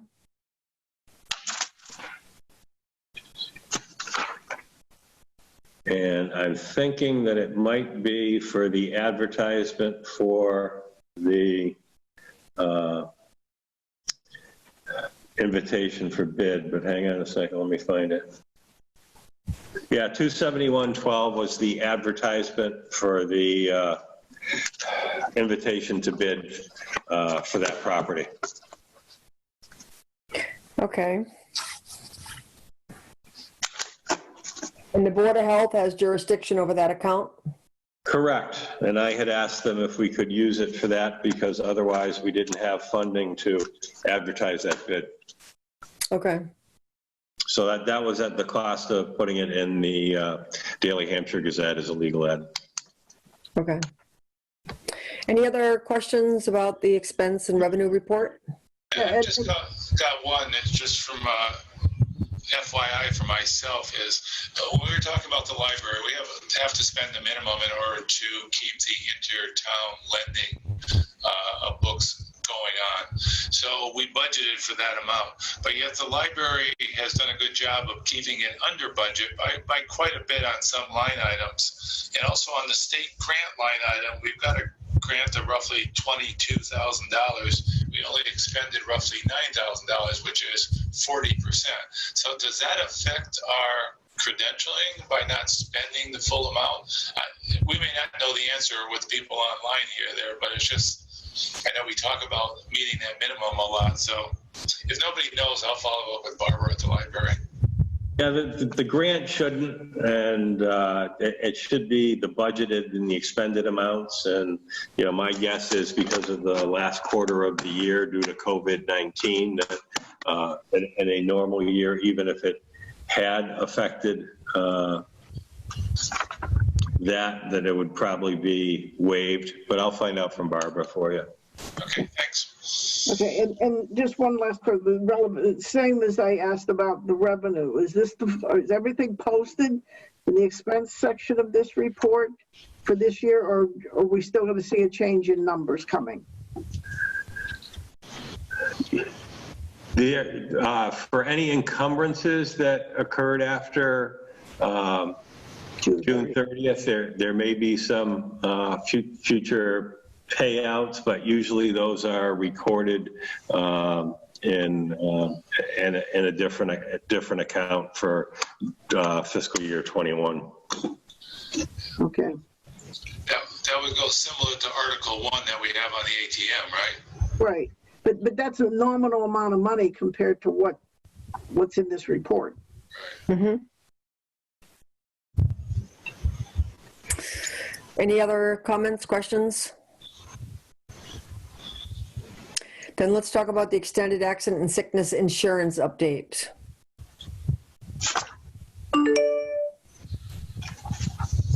And actually today was the deadline for receiving RFPs for that, and I did not receive any. Zero? Zero. Oh. What were the questions that came in from the vendors? Oh, let's see. Because we've got a number of questions that we responded to. Yes, there was the clarification of it being 13 weeks of the long-term disability and the 13 weeks of the short-term disability. There were some clarifications on what we had required for a percentage to be covered. Didn't necessarily match up with the normal percentages that were out there, and they asked if they could bid it at a different percentage and provide another product to fill in the gap. But we responded that they could in addition to what we asked for. Exactly. Yep. And then one interested party had asked if we could provide a demographic of people that it would cover. The 40 individuals that it would cover, which we were not able to do. Okay, what if that's the key? if it's okay with the rest of you, I know that at least that one company that we brought in, I want to reach out to them, just ask them in general why there wasn't a response from at least them. Find out the demographic. If they asked for that they wanted to know what about the demographic? They wanted to know the age, occupation, all that. Yes. Experience. Yeah. I'm guessing they wanted to look at that to come up with a cost, but if it's okay with you folks, I'll ask them that in general now that the bid is closed and couldn't do it beforehand. And then, I hope with today's weather that, that didn't affect the delivery of, any possible. I've always said anybody waits till the last minute, Oh yeah, absolutely. Yeah. Mm. But you entertained questions from how many different companies? 3. 3? Yeah. Mm-hmm. 3 is my selection.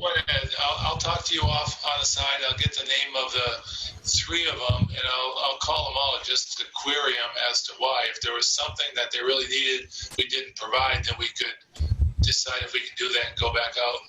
Okay. And just let me do one last thing, and let me go to my office and just make sure that nothing came in that I didn't see today. But I know when we checked the mail that there wasn't anything in the mail. I don't remember anybody coming in the office and giving anything to Judy, but let me double check that. Just to be sure.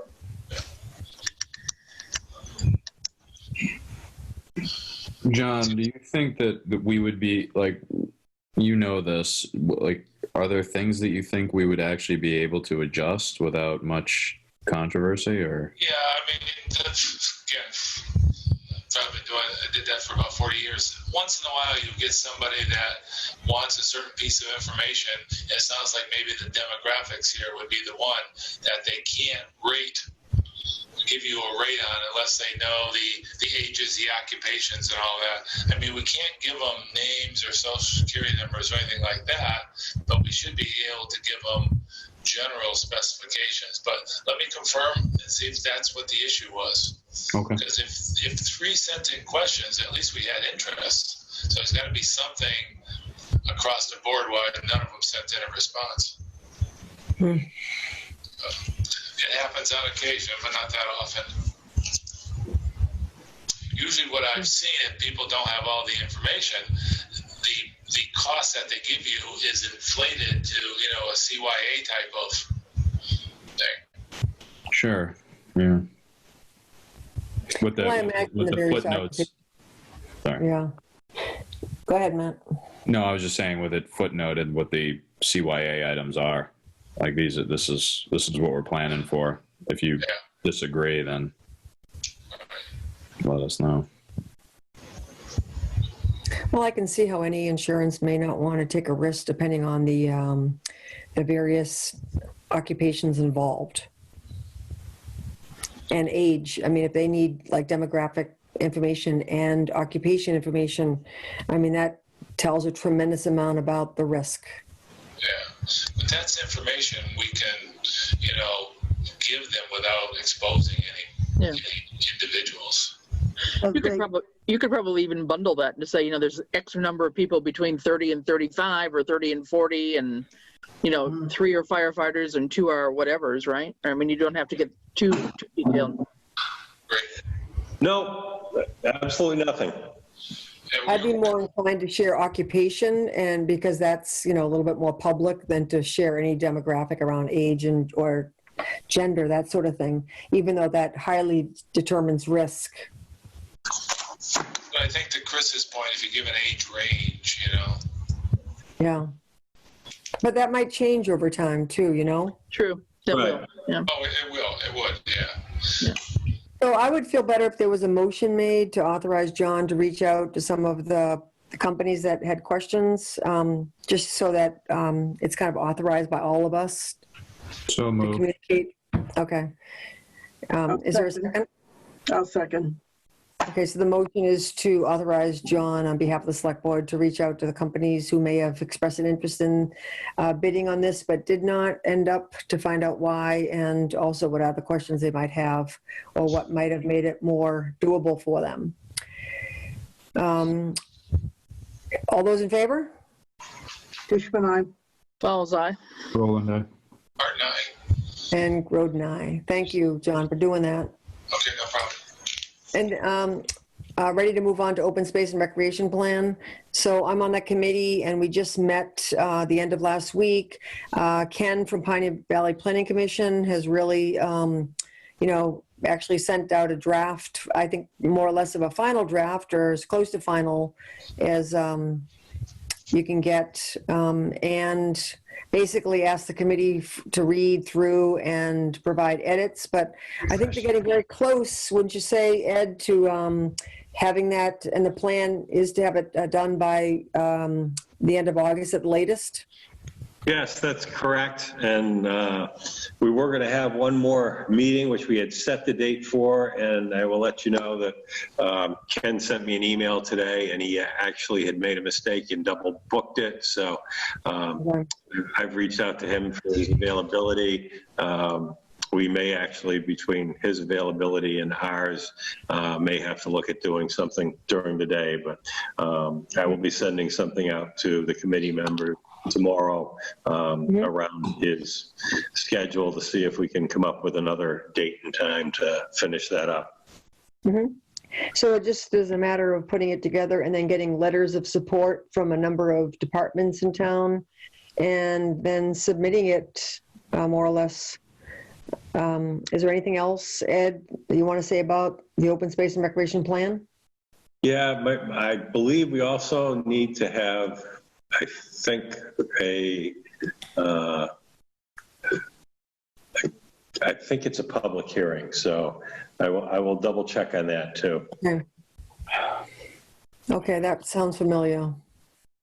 Okay, but anyway, the good news is it's getting close to being done. Yes, absolutely. I think it'll be a good product when it's finished. Yep. Okay, next is the Route 10 water main replacement update. Anything happening with moving that, well, putting that pipe underneath the bridge? I checked with the water department, and they confirmed that their engineering company that they are utilizing for the plans and the bidding process has confirmed with them that the bidding process will be completed for the end of October of 2020. At that point, it will depend obviously on who is the low qualified bidder, and basically how busy they are, and what their schedule is as to when they can actually get out there and do that work, if they can actually accomplish it this fall before the winter sets in, or if it'll have to wait till springtime. Now, Ed, in that bid, there's no date in there that we want them to start? At this time of year, if they're going to be basically completing it in late October, I would not recommend putting a date in there, to be honest with you. Why not? Because that can drive the costs up considerably if you've got a bunch of people that are interested that are busy already, that will just look at it and say, okay, you want us to start at that point in time, here's X price. If we can wait till the springtime, it's Y price. I mean, that would be fine if they give an X and a Y price and we can make a decision. Yeah. I'll bring it up to them. Yeah. Any other questions about the water pipe? Okay, so we already had the hearing. We already talked about the proposals for the short and long-term disability. We talked about the ATM, and we talked about the warrant. So that brings us down to the micro enterprise assistance, the small business grant, the one that had been publicized. We heard about initially from Lindsay Sabadosa, And there's some paperwork in the packet about this. You want to speak to that, Ed? Correct. And this is a regional grant that put together by Pioneer Valley Planning Commission, which comes out of the CARES Act and through Community Development Block Grant funds. And it's this particular one, the city of Easthampton is the lead community. So the applications will, even though it might be Southampton or one of the other communities like Granby or Hadley or Hatfield or South Hadley, that has a small business that wants to apply for it. The City of Easthampton Planning Department will handle all those. And they're basically grants that are up to $10,000.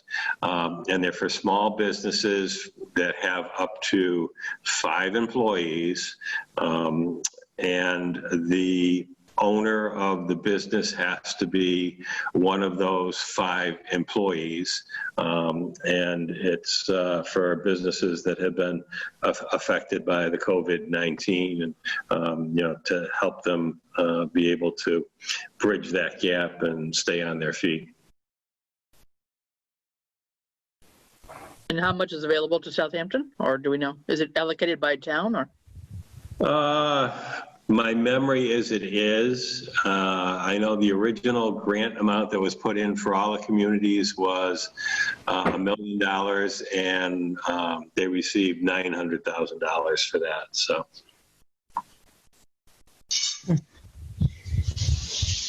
how do we get the word out to any small businesses in town? Just on the website?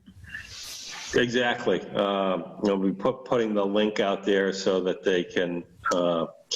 They know the program's out there, and it will actually link into the City of Easthampton's planning department so that they can fill out this preliminary application. I'm going to guess there's a bunch of small businesses, and I can think of a bunch of them right in the Red Rock Plaza that maybe we'll never know about these unless we do something proactive. Yeah, I'm just wondering if the Facebook page, the community page seems to get a lot of traffic, and I think that might be a good place to put it out there. And if, again, coming back to Robert and asking about his newsletter, that's a source of information out to people. Because, yeah, I wonder how they're going to find out. People don't go to the town website ordinarily. Yeah. Maybe the Lions Club and the Mothers Club boards after the annual town meeting. What's the deadline for this, Ed?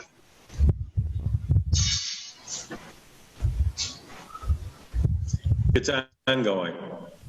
Okay, so and until basically it's available, the funds are used up.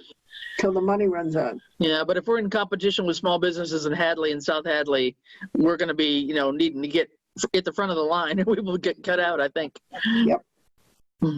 So.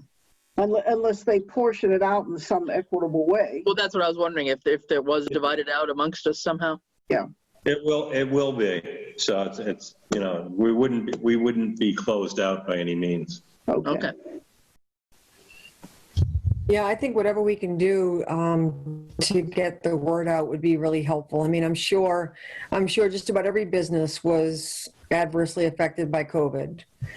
Well, just about every business, unless you're in the mask making department. I mean, I can't imagine that almost everyone was affected by this. Yeah. Mm-hmm. Maybe something in the reminder newspaper, the new newspaper. Mm-hmm. Oh, that would be good. Yeah. All the above, I think. Yeah. Yeah, just walking Red Rock. Yep. Yeah. Below storefront. And there was a second grant also with a separate set of towns, was there not? I have not received any notification about that. I just saw it on Lindsay's website at one point. That was all, but no details. No, I have not received any word or confirmation on a different grant that we received. Great. And to be honest with you, this isn't unusual for the reps and senators to know about it and, basically, reach out so that you know that they helped you out and what have you, and then it be an actual, it may be some time before you actually receive word from the state that it's official. Yeah. Yeah, other than these more or less informal channels, like the bulletin boards and the newsletters and things like that, is there any formal list of businesses in Southampton? Because there's a lot of people that are in business, by themselves that may have a small number of employees that, I think when I remember reading the Open Space and Recreation Plan, they did talk about the number of businesses, and I was shocked at how many businesses there were. It's kind of home businesses, yeah. Yeah. Is there any list that anybody's aware of? Other than ones that have, taken out DBA certificates or, what have you, there may not be a master, all encompassing, master. And one of the requirements, is, even with other, 5 or under is, there's a requirement that the owner is also, one of the 5 employees. One of the employees, and I'll be honest, I actually know some people that own businesses that do not draw a paycheck and would not qualify as an employee. Yeah. Okay, well, we'll have to continue to, I think this is something would be very helpful to a number of businesses in town. I think anything we could do to get the word out would be helpful. Yeah. Yep. Well, let's move on to the CARES Act funding. Like I mentioned in the beginning, we were happy to hear that we had been awarded 200 and what was the total amount, Ed? Is it 23? 223,000, and I'm going to forget the, there's the last column.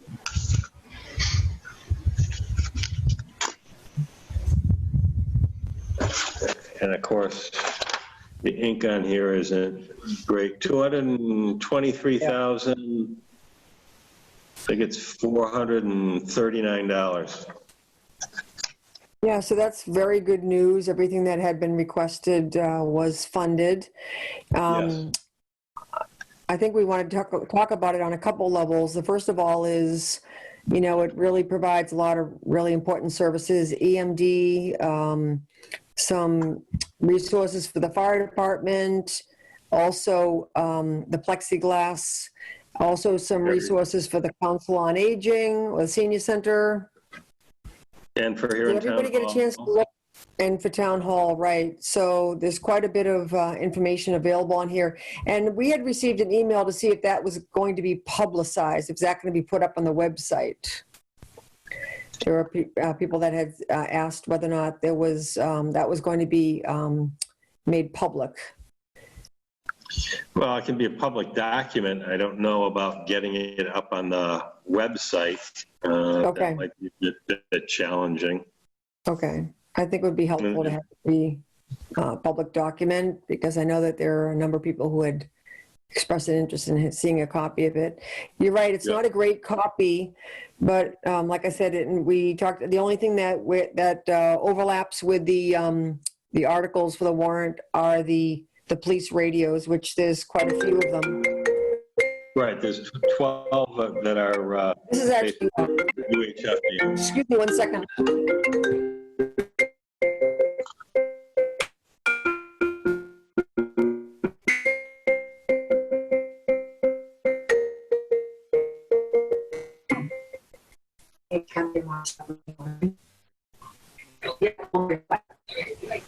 Sorry, that was so. Yeah, it includes technology. It includes portable radios, software, printer for the Board of Health. I think signage for the open space park signage. The EMD is funded, I believe, not only the 3 months that had been approved, but as of right now, there is funding for an EMD for FY21, so we'll have to follow up with next steps on that. Does anybody have any questions on the CARES Act, at least on what was submitted and what was funded? I guess I was surprised to see that there were personnel under here applied for and granted.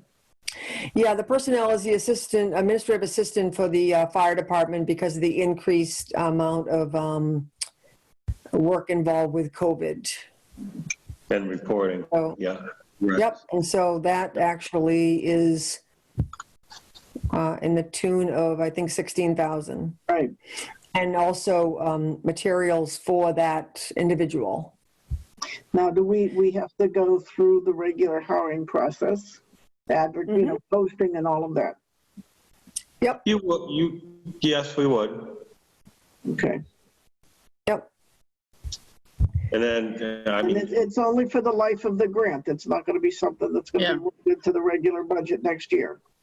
That's that's correct. Yeah, it's for this year. I mean, for example, I put in for extra custodial work in the town hall in case we had to, you know, clean and disinfect more than the hours of the current custodians, you know, so it would allow us to do that. I mean, and if it does become a requirement and needed, you know, same thing, I would have to go, you know, through the hiring process and the PRF and the PCFs, you know, to fill that as, you know, an additional position for additional hours. I didn't see that in there, Ed. Where is that? Well, I thought it was. I could be wrong. Let me see. I'm looking, yeah. I didn't see that in there. Let me take a look. So it would be, let's see. It's so hard to read this document. Yeah, exactly. I mean, and Not a great copy. well, and I also blew it up to legal size because the letter size was even worse. Yeah, I don't see any cleanings per se. And Safety barriers for the Council of Aging. Yeah, and it could be in another grant that I've applied for too. So Now, to what extent do we have any flexibility with the line items as they've been allocated here? Can we move things around if there's a different need, or are we stuck with the amount per line item? We're stuck with this. You know, however, if we don't use something, we've got to return that money, and you know, theoretically, if we return the money, that would be additional funds that we're eligible for in phase 2.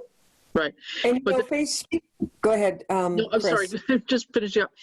So to the extent that you've already installed a lot of the plexiglass, is that able to be charged against this, even though that came before the grant, or is this now a redundancy with the plexiglass in this grant? No, that was the plexiglass that we had applied for here in Town Hall and the Council of Aging, because this was encompassing for not only, and this is what gets confusing about it, this phase 1 was for fiscal year 20 expenditures. However, they extended that to include anything through December 31st of 2020, which actually flows into fiscal 21. So we've actually spent some of it already, technically. Correct. Yep. Got it. Yeah. So speaking of phase 2, we do have an opportunity to apply for additional funding. I think Southampton was allocated up to what, $500,000, possibly. I think something like 538,000, if my memory is correct. Yeah. So I'm wondering, Ed, if it might be helpful to consider having a scenario similar to what the Capital Committee reviews. I think that when it comes to these kind of funds, you have to be in the right place at the right time. And I think that a lot of the towns, for example, after 9/11, had an opportunity to apply and secure funds for a public safety complex. Unfortunately, we weren't in that position. And so a lot of the money that came out of after 9/11 was all a lot of state and federal funding for emergency planning and public safety. I feel like we're kind of in that boat right now where there are funds that are available and grants available for safety and infection prevention and emergency planning and that sort of thing. And I wonder whether it would be helpful to put together a group of people that might be willing to review possibilities for funding and grants and really take sort of request for various items, because I don't think we want to miss any opportunity, and I think we want to maximize all possibilities. And Yeah, I'm wondering if that be something that we should think about. Yeah, I mean, I would agree with that. I mean, the committee's sole charge would just be getting the information out for all the grants, getting them out to the department heads, seeing the process through, making sure that responses were gotten, holding people accountable to that, just so that we're not missing out on anything. And basically that's the sole kind of task of the committee, is to provide the information, kind of almost spoon feed it, get it on an Excel spreadsheet, do all the busy work associated with it, and then set deadlines, make sure that the deadlines are held to, hold meetings to prioritize all the requests if they overcome, the amounts allotted. I don't know. I was talking with Rainey about this. I feel like there's an opportunity for that, and I think there's a need there, so that we don't miss out. I would probably say two things about that. Number one is this is probably going to be a changing landscape. So are you going to go through 2 or 3 different renditions of what the requests are and find out that when it's actual time to put in the application that the needs are totally different? And then number 2, I'm probably going to say is that committee going to know what the needs and requirements at that particular time are better than what the department heads of those particular departments are? Well, no, I would say thinking that. No. I see it the other way. I see it as they do the legwork and identifying potential funding sources and then feed it back. They're not anticipating needs. That's for the departments to respond to. Yeah, it's taking all the funding sources and properly communicating with all the department heads. Yeah. So again, feeding it back to whom? Department heads. And Let me ask you something, Ed, do you think that all the department heads, library included, not just police, fire, highway, are they all aware of various funding opportunities? Did they all submit requests for the CARES Act? I'm just wondering whether or not, I just know that there's funding available, whether it be from the federal government or from MEMA or from the CARES Act. We have a phase 2. I'm just wondering if there are, there were some things on the list that were provided for, but makes me wonder about whether other departments, is there plexiglass, at all the departments, like how is it decided, like the prioritization of the items for the CARES Act funding? So I'm just wondering whether or not, if there's a committee of people, I was thinking it would involve police, fire, highway, key people that, would be able to go back and forth, but that's how this was put together. It was. Okay. Yeah, exactly. I'll be honest with you, is Mr. Konecki kind of had to rope them all together and get all the departments to focus on, what their needs were as the deadline for the grant got closer. But most of the departments had direct contact. I would say most, and the ones that didn't have direct contact were basically worked through the Board of Health and myself on what what their needs or what may be able to be funded through the CARES Act for this. Yeah, I'm just wondering if like we're stretching here. I mean, because, and I have some questions like surrounding this. Like, I mean, are people like, adequately informed of the things that would qualify, like even loosely that we could apply for? And like computers. Like computers or transforming desktops to laptops, or hey, your computer's getting old, like Wi-Fi signal doesn't work or whatever it might be, like would that help you work from home? I mean, another follow-up question is like, I mean, Norris School, I just, for me, I don't, and it might just be that I'm not educated on this and that everybody else is, including the department heads, but like Norris School has nothing in this spreadsheet from what I can see. I mean, I know for a fact, and it might be a separate funding source, and that's fine, and I guess I hope that it is, but if they've got to go one-to-one on computers to students, I mean, why isn't this spreadsheet in the hundreds of thousands of dollars in the ask? I mean, what if we've got to do plexiglass dividers between every student? What if we need gloves and masks and hand sanitizer? I mean, some of these things might not have been applicable to the list, but like I'm just kind of scratching my head a little. I mean, the library, like they don't need a computer. I mean, to go remote and to do their book loaning and to do their interlibrary loans. I mean, they're doing that all on set. I don't know. There's part of me that's like, I'm scratching my head a little bit. I'm particularly scratching my head about Norris because I know that they're struggling over there. So I just wonder how this is all getting organized. Well, actually, as I look at this, on the master sheet of everybody, Norris is on there. On the master sheet of everybody, the library is on there. However, what I'm looking at right now, and I'm going to have to go back and look at my original spreadsheet, this is a breakdown of those items that were all included in the other category. So everything that went into the categories that might be eligible for FEMA reimbursement and whatever aren't on here. So I'm going to have to, oh, there it is. Wait a minute. I take it back. Should be.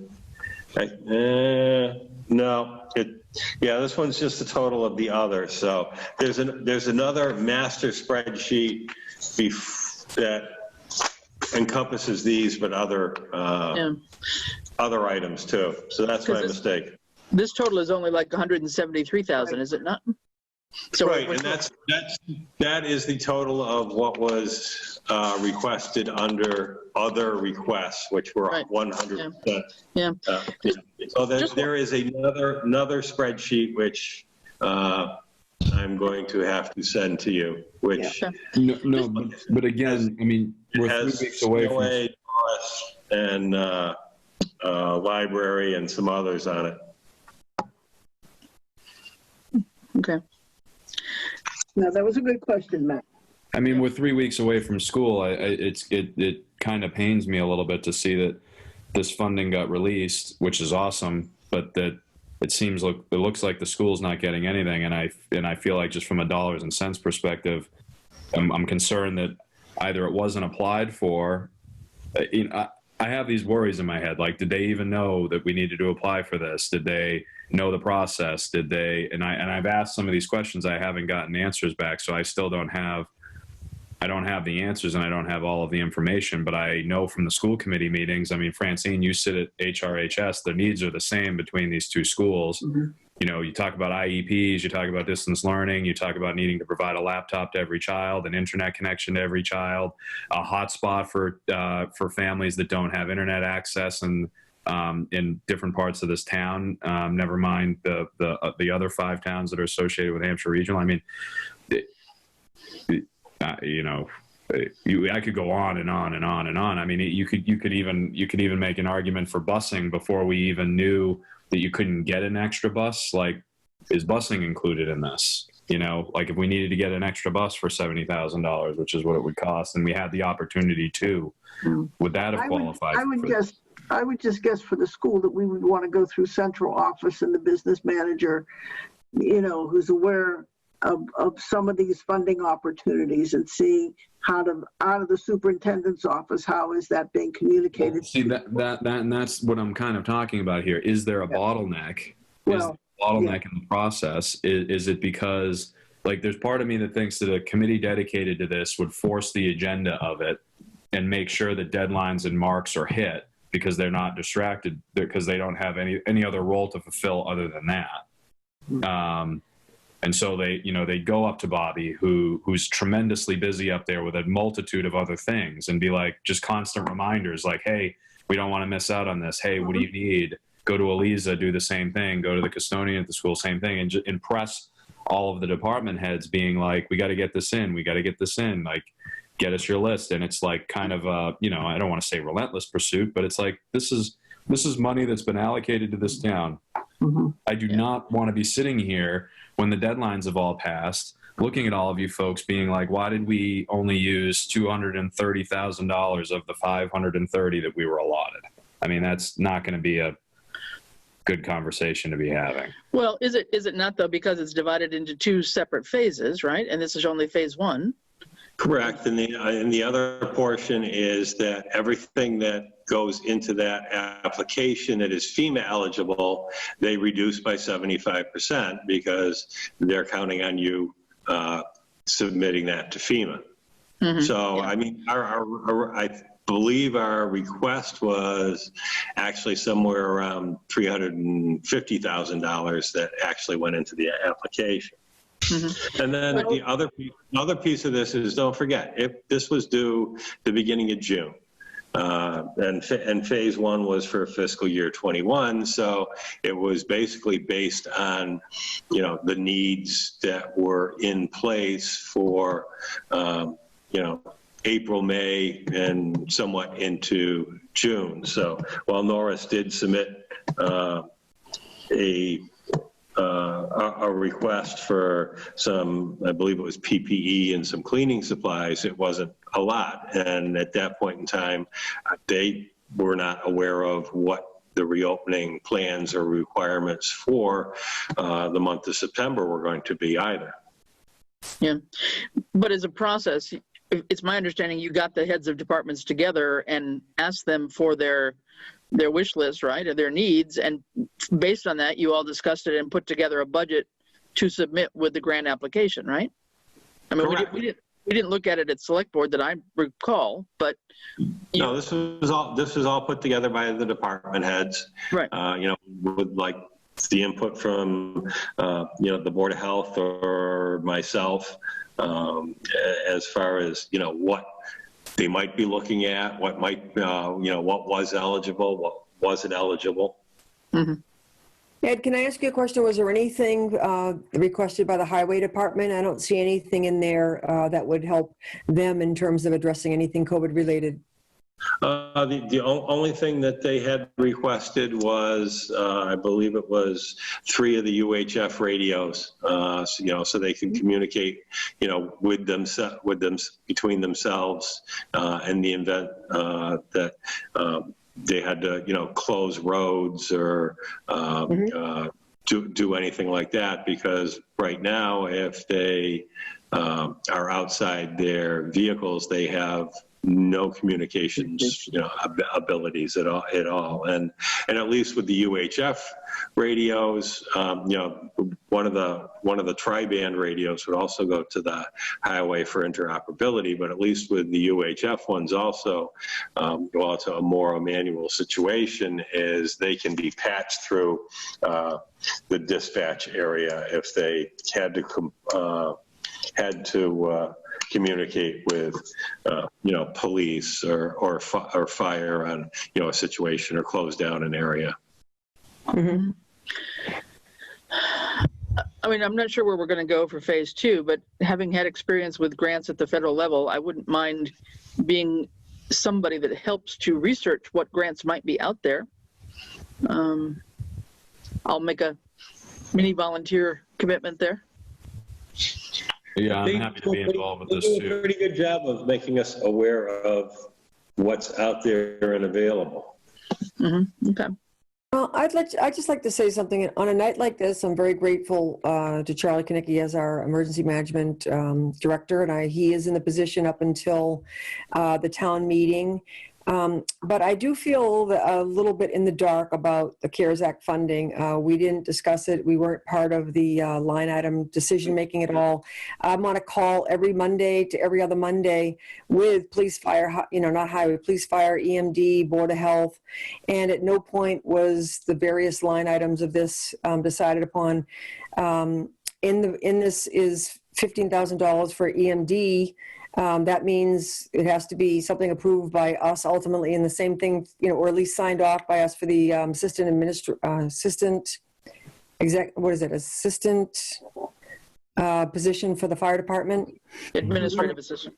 Yeah, administrative assistant. So I do feel that at some level, the select board should be more involved. I think that ultimately we're going to end up having to sign off on these positions, publicize them, or at least sign any PCF and so forth. So I do feel, and I realized that it was came up quickly. They extended the deadline by a week. I think that it would be sort of less of a conflict of interest. Charlie is a member of the Board of Health and our EMD submitting a request for funding for an EMD position. So I just feel like it would be a little bit more objective and maybe a little bit, better on a level for us to be able to have some involvement, especially in phase 2. And I do agree with Matt and Chris that I do think that having a little bit more collaborative approach to this without being micromanaging it all. I just feel like there are grants out there at a time like this, and it's a matter of being in the right place at the right time and applying for them. And if the workload is high or the requirements of the grant are too high and not worth it, it just takes time to evaluate all that. So I would welcome any additional assistance by Matt, Chris, or anybody else in this process. Mm-hmm. I agree with you. I thought maybe I had missed something, getting a lot of emails because I had no information on it at all until we got it kind of after it was done. And we had, whether or not we should have had input is something else, but we should have had knowledge of. I mean, we're spending a lot of time. Chris has most experience with grants, so. What'd you say, John?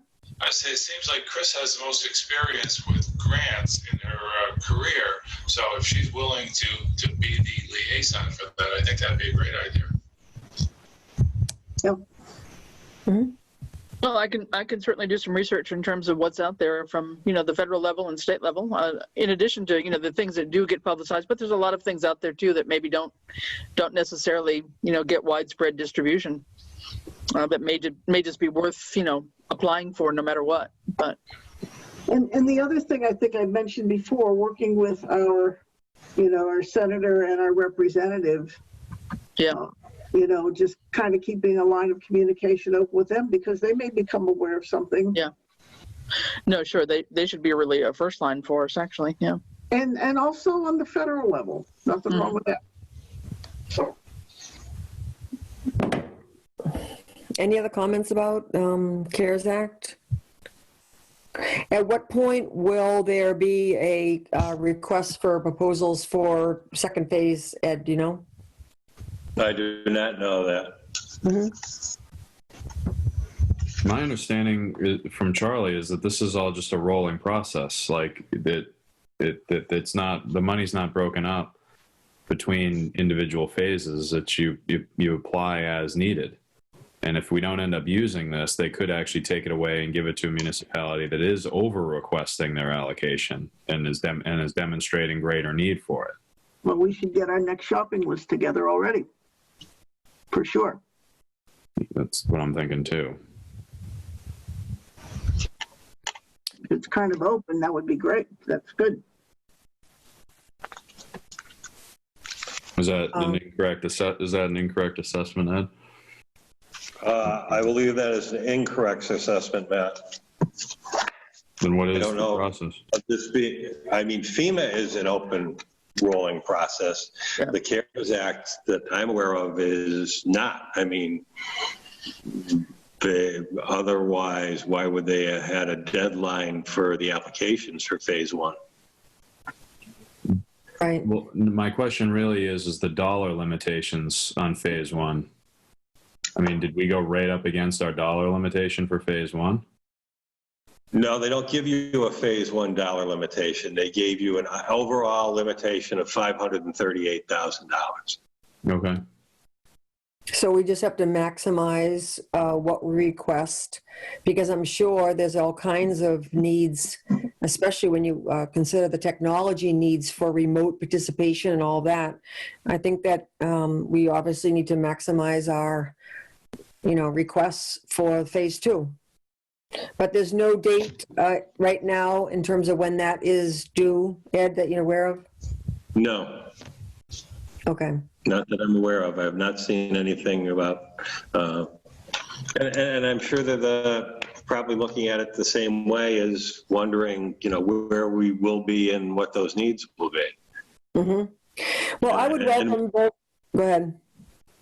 And would you put in an application now, even if it was a rolling process, not knowing what those, immediate needs might be, for the same reason that, for phase one, we wouldn't want to max out and put in $538,000 of a request in phase one, and then not have anything to, fall back for or use in phase two, is those needs may change. Sure. No, there is logic to that. However, what worries me a bit is that it's this lose it or use it scenario. And I mean, they can pull this money and divert it to any other source at any other given point in time. I'm not suggesting frivolous spending and doing things chaotically, but what I was thinking is that a dedicated group of individuals and/or department heads that are just their only focus is on this would help. But if you don't feel like that is the case, I do generally feel like we're out of the loop in this, and that's a little bit. I'd like to be in the loop with it, at least personally. If I don't know if the board agrees, but Yeah, I understand that. About a serious amount of money that can actually help us going forward with a lot of different things, not just COVID and everything else, but like these items are obviously going to be multi-purpose items, and I really just think we should be thinking strategically about this. Yeah, I agree with that, but definitely. I think there are sometimes grants or, it's sometimes, obviously it's an emergency CARES Act funding, so you would expect that there would be a high request from police, fire, and EMD. But I just do worry about the representation of departments that maybe need a little bit more help in, strategizing on things that are affecting them by COVID, like the seniors. They're the highest risk population here, and I'd like to make sure that they're not forgotten and that they're, being assisted with what items might be available to them. Right. And just like the DPH, funds to the Board of Health, it's like how the money gets spent, sometimes it's not necessarily a representative discussion. So I think that, I just think that it would be helpful to continue to talk about this, and I would welcome both Matt and Chris's help, however that might look. Yeah.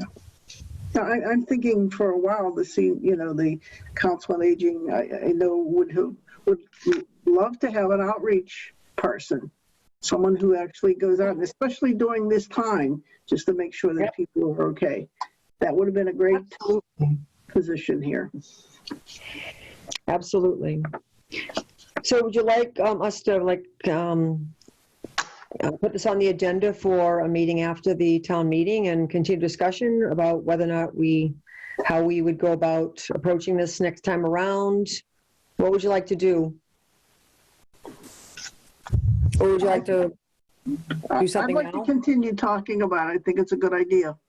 I think it brings a lot of things together, like, the concern for legislation and funding and all of that, and kind of helping us build better relationships with public funding sources. Yeah, I think specifically, I would just like a lot more information, like the specifics surrounding each of the funding sources as they exist today. Like, how much is left in them, how much can we spend on what items qualify for each of them. I mean, if you all already know that, then great. I have very little knowledge of any of that. Okay, but we do know you're an expert on Excel, so that's always helpful for anybody that's.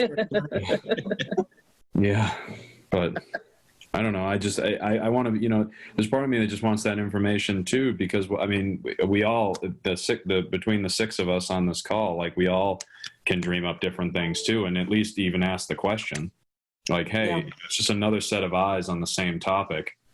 The old forest from the trees argument, like if you think of something, say something, at least ask the question, get somebody else's creative thinking going, and if it works out, it works out. If it doesn't, then no harm, no foul. At least it was discussed. Yep. Yeah, and you might end up with 6 different perspectives on that, which actually may be very helpful. Yeah. Well, let's do that then. Let's. I just made a note to include it in an agenda item after the we get past the annual town meeting. But I do want to make sure that some of the lesser represented departments get a chance to, get some help on strategizing how that these funds might be helpful to them. And you're right. Those are the departments that do need the most help or information. Yeah, I agree. Okay, that sounds good. So let's, if nobody else has anything about that, let's move along. Let's make sure we celebrate the fact that the funds came in, and it's going to be a big help. Yeah. We already, what's anything else in the town election? You mentioned about the hearing on Thursday for us to be able to have the meeting, the town election on September 1st. Anything else you want to say about the town election? No, that should cover the update for the town election at this point. Is there anybody else that wants to say something about the town election? Okay, then the next item is the MDR co-holder approval form, Cheryl and Robert Fletcher, for the 8-acre drainage work and excavating for the silo foundation. Thank you for all the pictures and for the information in the packet. Ed, you want to lead us on that? Sure.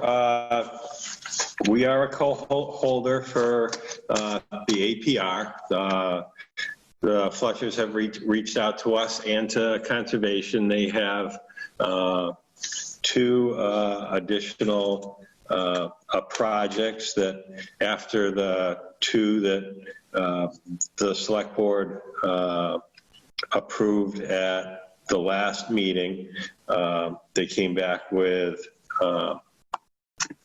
these 2 items, and one is, even though they don't own it yet, MDR has asked them to reach out to both Concom and us to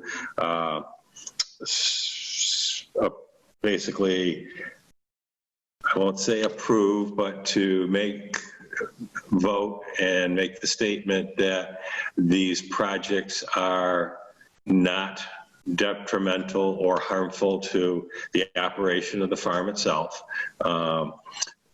The Fletchers still have to go through any permitting process, whether it's through Concom, whether it was a required building permit or what have you, and still meet all those requirements or all zoning requirements.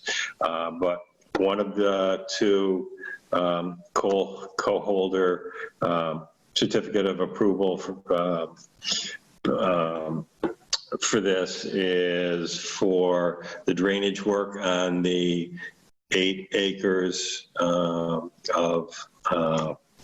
that they are the successful high bidder from the town, and will be acquiring from the town.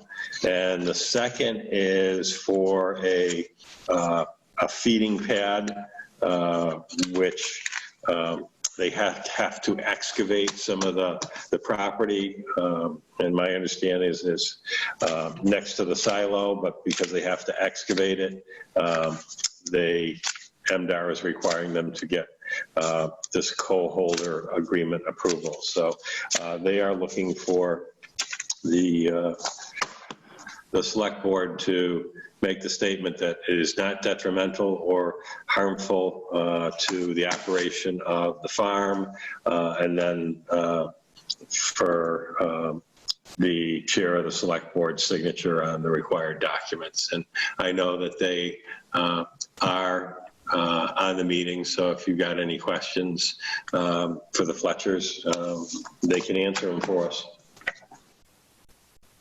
I don't see him there anymore, but. No. Yeah, I see them. Yep, Oh, there you are. yep. Any questions for Cheryl or Bob Fletcher of what we're asked to sign off on?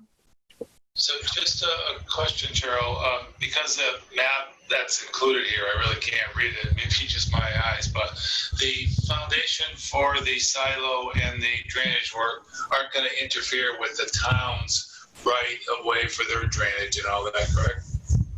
No, so it's two different projects. So we run out of feed storage. So the bunker silo is behind the big dairy facility. So we sent a picture of where the haylage is. You know, the bunker silo is basically concrete walls and a concrete pad. So it's not to feed the animals on, it's for feed storage. But so we've just run out of room for a feed storage. So we want to put another bunker silo right parallel to the other one. But because it's considered excavating, we have to make sure with you folks that it's okay. Okay, so it's a bunker silo, not a it's tall not silo. enough, right. Oh, I got you. Okay. So that's one, and that's, you know, on Gun Road, that's behind the main dairy barn. And then relative to 93 College Highway, so we've reached out to NRCS, we're still reviewing that grant that we keep talking about is conditional. They had a site visit. MDR came out last week, and they have another meeting the end of next week because they wanted to make sure everything was in place and that the process was going forward. But we want to meet with the engineers from NRCS too to say, you know, if this grant does come through and it's the 25, what we proposed for the drainage work on that strip of land that runs parallel to Route 10, is this the best use of the money as we proposed? We still have to get all the permits. Concom's going to have to do a site review, and we know that there are more permits. So it's just they asked us, even with the letter that you folks sent 2 weeks ago saying that you support the project and everything, they're just real sticklers on these COAs right now. They want to make sure that you folks aren't deeming it detrimental to the farm, which is kind of silly because that's the whole purpose of why we were doing it. So, Okay, thank you. Right. the drainage project probably won't be done until the spring, given that, you know, we still have to, I know the purchase and sale is on as the next topic, but we have to go through all of that. And then when the weather, you know, we're doing the stand and it'll be the winter time. So we have until the end of June to use that grant money if it all falls into place. Thanks, Cheryl. Any other questions regarding the projects they're interested in doing? One is the additional feed storage, and the other one is the drainage that doesn't interfere with or doesn't cause any harm to the farm. Any questions? No, I believe ComCom was fine with them last night as well. Okay. Would someone like to make a motion then to approve both of these? I will. And do you want to do them together or separately? Probably have to do it separately, Rini, because they're two different projects. Yeah. Okay, let's talk up first about the storage bin for the feed. Would someone like to make a motion to approve them constructing a second concrete feed storage I'll make a bin? motion that we allow them to create an additional bunker silo. Okay. Is there a second? I'll second it. Looks like there are two people seconding. Who's the other one? Chris. Chris. Okay. Are you able to, as an abutter? Oh, she is. I think on this one. I'll second it. But I think it's funny that Cheryl's laughing at our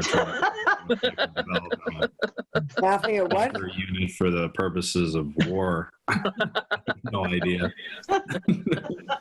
Bunker silo. Well, Wanted to use the right term. that is the right term. I had never heard that term. Neither had Marla. Marla was cracking up too. Yeah, when you said silo, I was picturing a huge round silo. Dig some trenches on either side of the road too. So Ed, did you say that I should not vote? Is that what you said? I didn't hear you. As in a, you probably voted on the last one too, but. Okay, I'll abstain. That's fine. I don't know. No, I would probably. Somebody has a problem with it. Yeah, I would say abstain is your best bet. Okay, I will. Okay, so the motion was made by John and seconded by Matt. Yeah. Any further questions about the bunker silo, i.e. food storage? Concrete, whatever. Any other questions or comments? If not, all in favor? Fishman, aye. Roland, I. Martin, aye. And Groden, aye. All right, I'll the second- abstain. Okay, with an abstention by Chris. All right, the second vote then would be for the drainage question. I just lost my place here. Would someone like to make a motion for the second, the approval of, or our approval that it's not going to cause any damage to the farm, what's proposed for their drainage project? So move.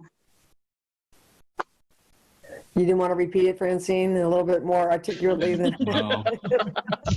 I'm trying to find it on the agenda, and I'm not finding the language, so I was just going with what you said. I would just say approval for the MDR co-holder form for the drainage work on the 8 acres that the Fletchers will be purchasing from the town is not detrimental to the operation of the farm. It just says drainage work. Okay. All right, so Francine made a motion. Is there a second? Second, absolutely. Okay, any questions? Hearing none, all those in favor? Fishman, aye. Roland, I. Martin, aye. And Groden, aye. I'll And abstain. one abstention.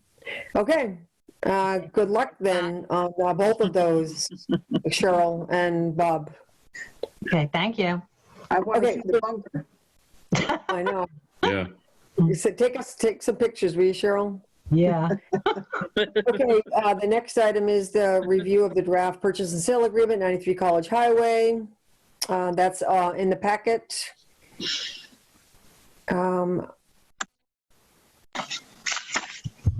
Could I have a motion to approve that, and then we'll discuss? Before you do that, I found one minor, I don't know if it's an omission, but it should be put in there on top of page 5. It's just where there's notification to the buyer with a copy too. It's usually the buyer's attorney's name. Like if you look above the seller's attorney's name, but somebody forgot to put that in there. All right, page 5, you said? Top of page 5, it says if to buyer with a copy to. Oh, okay. Yeah, okay. And that's the right. I see they have KP lawyer. Yeah, so that was just an omission, I think. Yeah, So that should say the buyer's attorney. normally, yeah. Yep. But the rest of it looks fine. Is that a motion, John? Would you like to make a motion with that edit? Sure, I'll make a motion with the edit to add the buyer's attorney on the top of page 5 where indicated. Okay. Is there a second? I'll second. Okay, John and then Francine, any questions, comments about the purchase and sale agreement?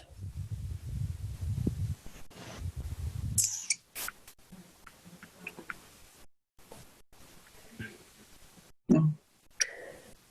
Well, it looks pretty thorough No questions? Then can I have a motion then to approve this with the edit? You have a motion in a second. I'm sorry. Can I have a, all in favor? Fishman, aye. Roland, aye. Martin, aye. And Groden, aye, with Chris Fowles abstaining. I just have a quick question. Cheryl, do you have a copy of this? Purchase and sale?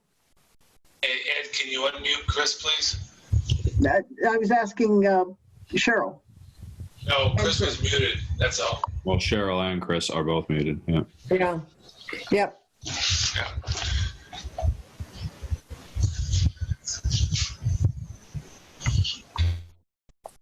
Hey, we give Ed that power and he takes advantage of it, huh?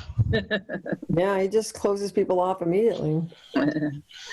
So no, we haven't seen it, but Mr. Gibson knows that our attorney is Mary Penny Melnick, and she knows that when the purchase and sale was drafted that we would be for, or you folks could, Ed, you could forward it or have Copland and Page forward it to her directly. Yeah, I just figured we'd go through this end of looking at it first, and then with any edits or whatever made, that we'll forward along to both of you. Okay. Thank you. Okay.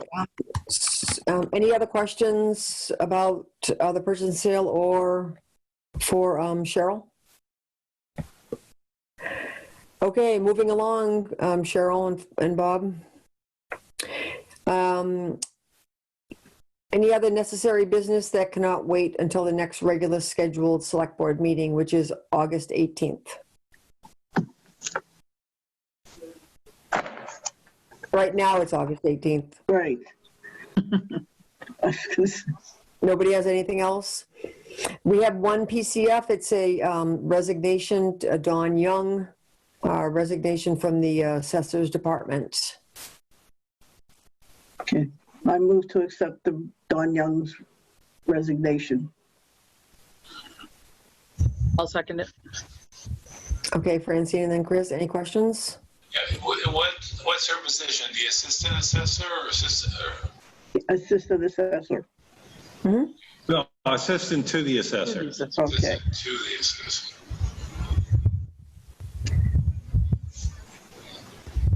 Any other questions? Yeah, where does this put us with refilling the position? This is the one that is not currently, we don't have a plan for that at this moment. No, this is just the resignation. But this is one of the two positions that are not currently in the budget. Right. She was the person that filled both of them. Yep. Okay, we have a motion and second. All those in favor? Tishman, aye. Fowles, aye. Wait, can I? We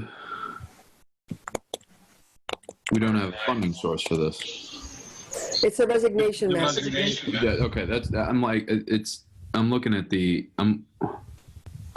I guess I don't see the resignation one. Maybe I'm on the wrong page. I see. under signatures on the agenda. Yeah, resignation is checked off on the form. What page are you on? 86. 86. Oh, okay. Okay. All right. I see it now. All right. Roland, aye. Sorry. Would you like to approve that, John? I already did, thanks. Mark, Oh, okay. All right, well, you're out of order. Well, Matt wasn't saying anything, so I just jumped over. I was Sorry. just looking at the form. I was confused by the form, but I figured it out. Thank you for pointing it out. Okay, Groden, aye. Approve the resignation of Dawn Young, assistant to the assessor. No licenses or permits. We have quite a few warrants. Francine? Okay, warrant W20-55 for $267,238.03. That's from last fiscal year. Warrant 21-3 for $50,019.79. Warrant P 21-4 for $231,000 $694.75. Warrant PD 21-4 for $36,709.73. Warrant PD 21-4A for $153,511.85. And warrant W 21-5 for $129,180.85. Thank you. Any questions about the warrants? Just so folks know, we get a pretty good detail of the actual warrants. We're just doing totals and numbers right now, but we do get all the line items of those. Okay, so other documents requiring signatures, the election warrant for September 1, the annual town election. That is not in our packet, correct? They should have been in your packet, but they should be the election warrant should be the longer legal forms. Okay, was that a separate document that you sent out, Ed? No, it should have all been in. It should have all been in. Maybe it was. Yeah, because it went out in the second email, but it is in the Dropbox. Oh, in the Dropbox. Okay. Because they were scanned separately, being the legal size. Okay, I don't believe I have that. So they would say B on the top of the document. Because it was basically meeting packet B. So that was not sent out by email. It was only in the Dropbox? No, it should be in both. Oh, really? I do not. What page is it on the agenda packet? Because there were two PDFs. One of them was the warrant. Yeah. And the other one was the CARES Act funding. That was in the, and then the other one was the agenda and packet for the meeting. If someone could tell me what page it's on, I did not see it. Yeah, I didn't see it either. Okay.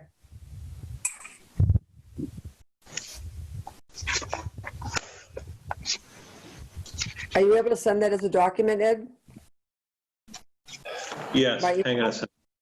I'll send it up to you now or resend it, one or the other.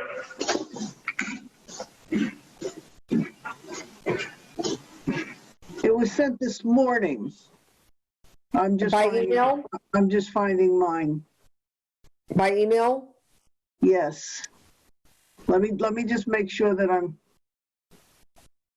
Oh, you know what it is? It's an addendum. It's on the same one as the CARES Act breakdown. Right. I just found it. Sorry. Yes. Yeah. It's all part of that. If you keep going through that document, you'll find it. Yeah. Yeah. Okay. It's way at the end. Yep. I didn't see it at all. Yeah. Okay.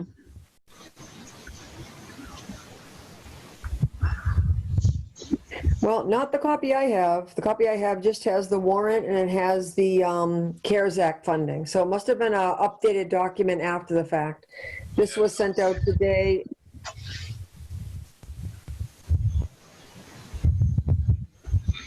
Oh, okay, maybe not. Maybe this was yesterday's. Yeah, it was this morning.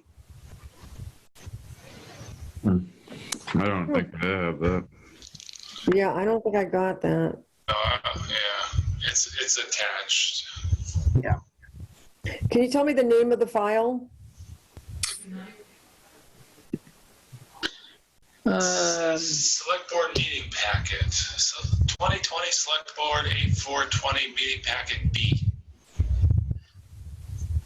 It's attached to the email I got yesterday entitled 8420 Agenda Meeting Materials.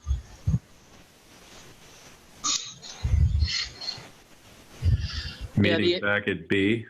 Yeah, the entire meeting packet was attached, and then there was a second attachment, which is the CARES Act breakdown. And at the very end of that document And it's part of the CARES Act.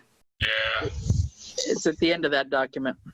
All right, you know, it would be helpful for me if you told me what time the email was sent, because I have like a zillion emails here. It was Doesn't show time on mine. Let's see. All says it's yesterday. I have it at 1:06 PM Today? yesterday. Oh, yesterday. Yeah, Monday.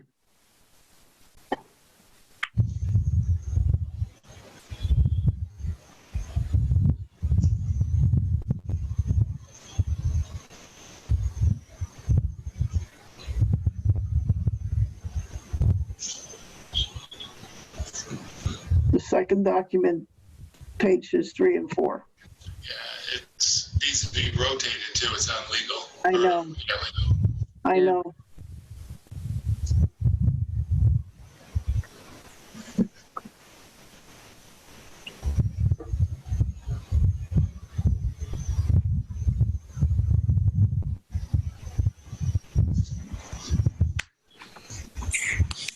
So maybe when we have our meeting on the 18th, we could have something from Lucy explaining how the election is going to work on the 1st. Yes. That's a good idea. Mm-hmm. Did you find it, Rini? Well, I have an email that was sent out yesterday at 1:06 p.m. and Yeah. it says 8/4/2020 agenda and meeting materials in Zoom. It says I should have also sent the attachment B, which is a legal Right. size and election warrant, CARES That's Act request breakdown. That's it. Go all the way to the bottom of that. And The second second attachment.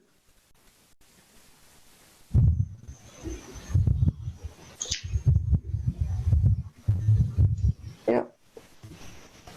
So when I go into the packet, the PDF there, it's 4 pages long.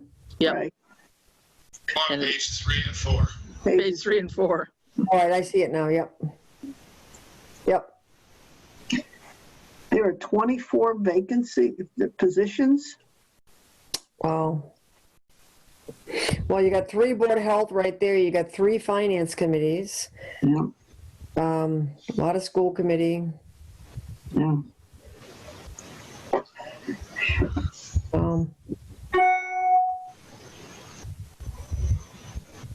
Well, this would be a good time to appeal to anybody out there to please consider running for office in this town. It's a very good thing to do, and I think everybody should do something to help their community.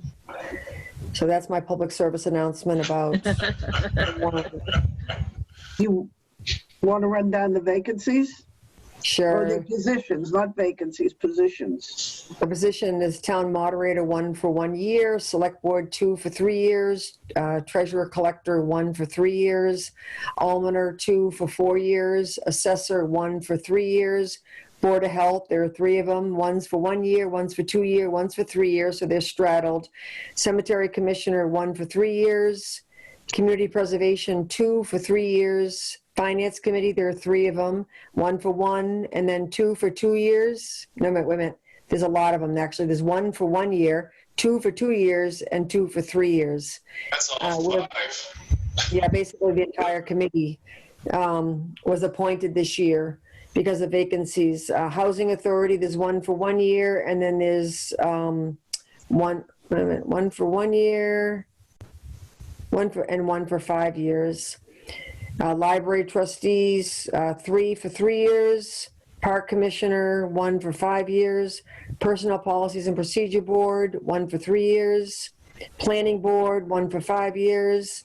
School committee, Hampshire Regional, there's 1 for 3 years and 1 for 1 year. And then Norris School Committee is 4 for 3 years. And that's good. That will be amended because I went over this with Lucy today. So they're under the Norris School Committee, there are really 3 for 3 years and 1 for 1 year. Okay. Thank you. And then tree warden is 1 for 1 year, and then water commissioner is 1 for 3 years. That's a total that's of a lot. 34 openings. Wow. So Yeah, I counted the list as opposed to the numbers per. Yeah, it's a lot. Wow, that's a lot. Okay, so do we need to actually have a motion to approve the, And then there's 2 questions on there too. okay, hang on, let me just bring it back up again. Oops. Somebody have it handy? Feel free to read them. Yeah, I'll read it off. Question Okay. 1, shall the town vote to have its elected treasurer/collector become an appointed treasurer/collector of the town? Yes or no? Question 2, shall the town of Southampton be allowed to exempt from the provisions of Proposition 2 and 1.5, so-called, the amounts of $140,000 required to pay for the bond issued in order to pay costs for the purchase of a new Ford F-550 or equivalent dump truck with plow and sander body for the highway department, including any and all costs incidental or related thereto? Okay, thanks, John. Yep. So I believe we need a motion then to approve of the election warrant. I I'll move make a to, motion. I'll second. Okay, with the edit that Ed just made relative to the Norris School Committee? Correct. Okay. Motion and second. Any further questions? Who seconded that? I did, Francine, Oh, Francine? yes. All those in favor? Tishman, I. Fowles eye. Roland, aye. Martin, aye. And Groden, aye. And just to let you know, I'll be looking to track most of you down tomorrow so that I can actually get the signatures on this, so it can get posted. Okay. Thanks, Ed. You're welcome. We have 2 minutes to approve April 28th and May 7th. Everybody get a chance to read them? Yep. Any questions, comments, changes? Yep. Then would you like to make a motion to approve one or both of them? I move to approve both of them. Second. Okay, Matt and then John, any further questions? All those in favor? Tishman, I. Fowles eye. Roland, aye. Martin, aye. Groden, aye. Okay, any comments or questions on the pending items, the dog complaint, the Door Green Communities Grant, the charter building on Fulmer Road, or the Clearwater Woodland boundary? I say we pass until next meeting. Okay, everybody okay with that? Yes. Sure. Okay, calendar announcements, select board meeting, the next one is 18th as of now. The annual town meeting is the 15th, spillover date to the 16th with a backup date of the 22nd. And any other questions about the calendar or announcements? No, I would just, no question, but I'd just like to remind everybody of the moderators forum on Thursday, Right, thank you. 7 o'clock. Thanks.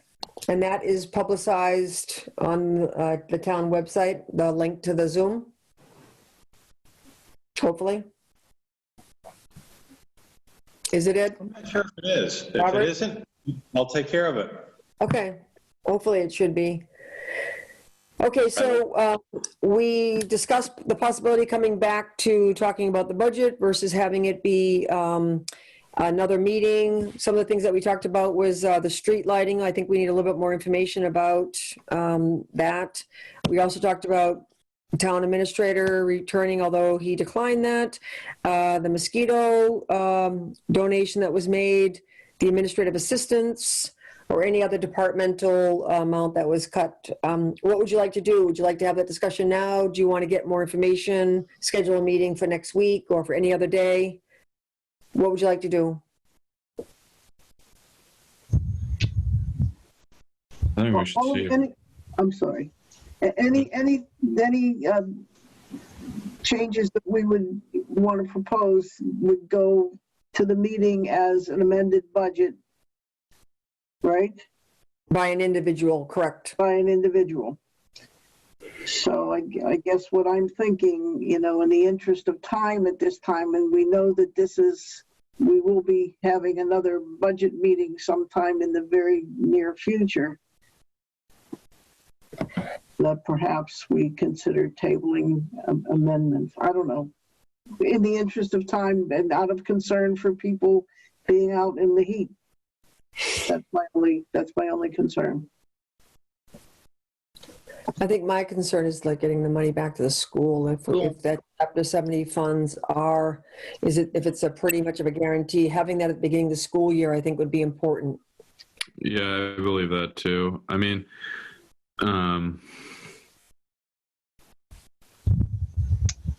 there's part of me that feels like we can have this discussion and it can be actually efficient this evening. Maybe that's wishful thinking. I think we're all relatively on the same page here, though. Do we have all the information we need, though, vis-a-vis the streetlights? That was my concern. Well, that's a one data point that we don't have. Well, the other data we don't have, Matt, just to make a point, is it would be helpful for us to know if we were going to commit funds towards the administrative assistant positions. What would the net effect be if we posted and hired effective September 1st versus October 1st versus November 1st in terms of either of the positions? If we were going to say that it would be more important that this one be hired before that one, I mean, having that information, I think, would be helpful too. Mm-hmm. I agree with that. Maybe we could figure it out, but that might be helpful. There's just to add to the discussion. If we aren't going to make decisions tonight, I'm fine with that. And we can share this, but I think if we all don't have copies of it, we should have this in front of us when we're all thinking about this. A couple big line items are obviously the street lights. We also deducted quite a bit from our legal fund. Mm-hmm. I mean, these things could really eat up a bunch of this. So there's just on differential is admins, streetlights, legal. I'd also like to hear from Lucy Dalton. The September 1st election, I'm a little less concerned about versus the November one. I want to make sure that we have the staffing in place to handle all of this, because if this gets messed up, we're going to have a lot of issues going forward. She may have it all set, she may not, but I'd sure like to get her input on that before we decide if we want to do any funding, even a partial year funding to help her through the next few months, Mm-hmm. Well, that's why I recommended something temporary, just to get it through. Yeah. But maybe we could have a meeting next week and it would be only this item on the agenda. We could have an efficient meeting, 45 minutes. Oh, Chris, I like that, but Ed, do you think that it would be possible to get some more information about the street lighting in terms of like how far can we go down that priority list, and at what cost would that be, and how would it affect the Cow Power credits? Hopefully we'll have the Cow Power answer in a day or two.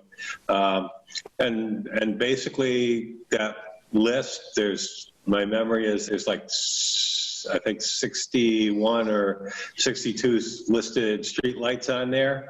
Mm-hmm. So basically the numbers just in, if you just wanted to make sure that and it didn't affect the AgriGrid Cow Power piece, if the board wanted to keep just the tier 1 priority lights on, that's basically 32% of the $24,000.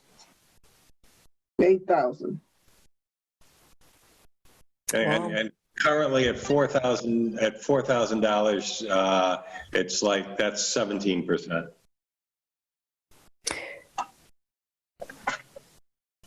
So currently with the $4,000, half of the tier 1 priority lights would be able to remain on. For how much? 4,000?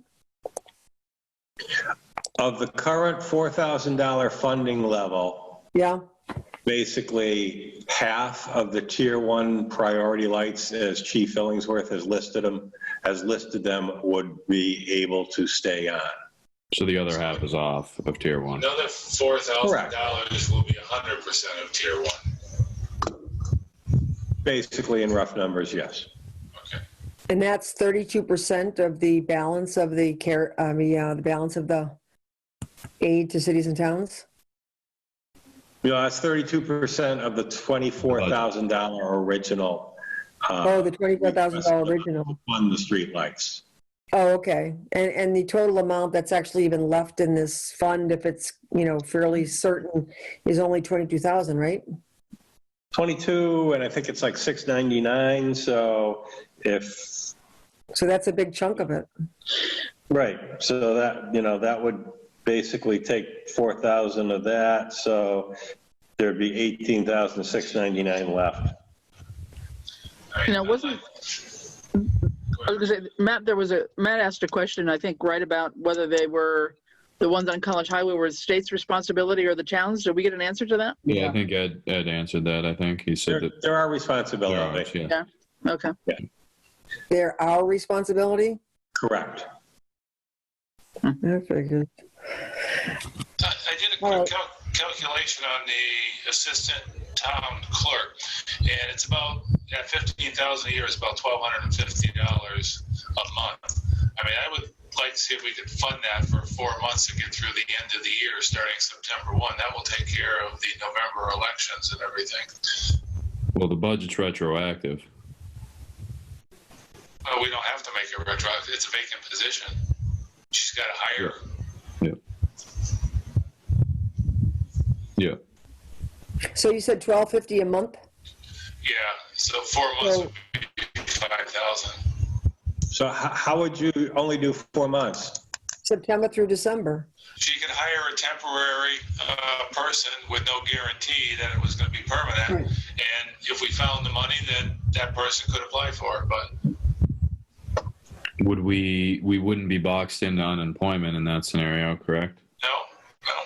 How many hours is it currently, the assistant assistant town clerk? Don't remember, Ed, do you? No, I don't have that in front of me. But it was less than the benefited position, right? We don't pay benefits for temporary positions, right? Right. I think both positions that were held by Dawn totaled 25 hours a week.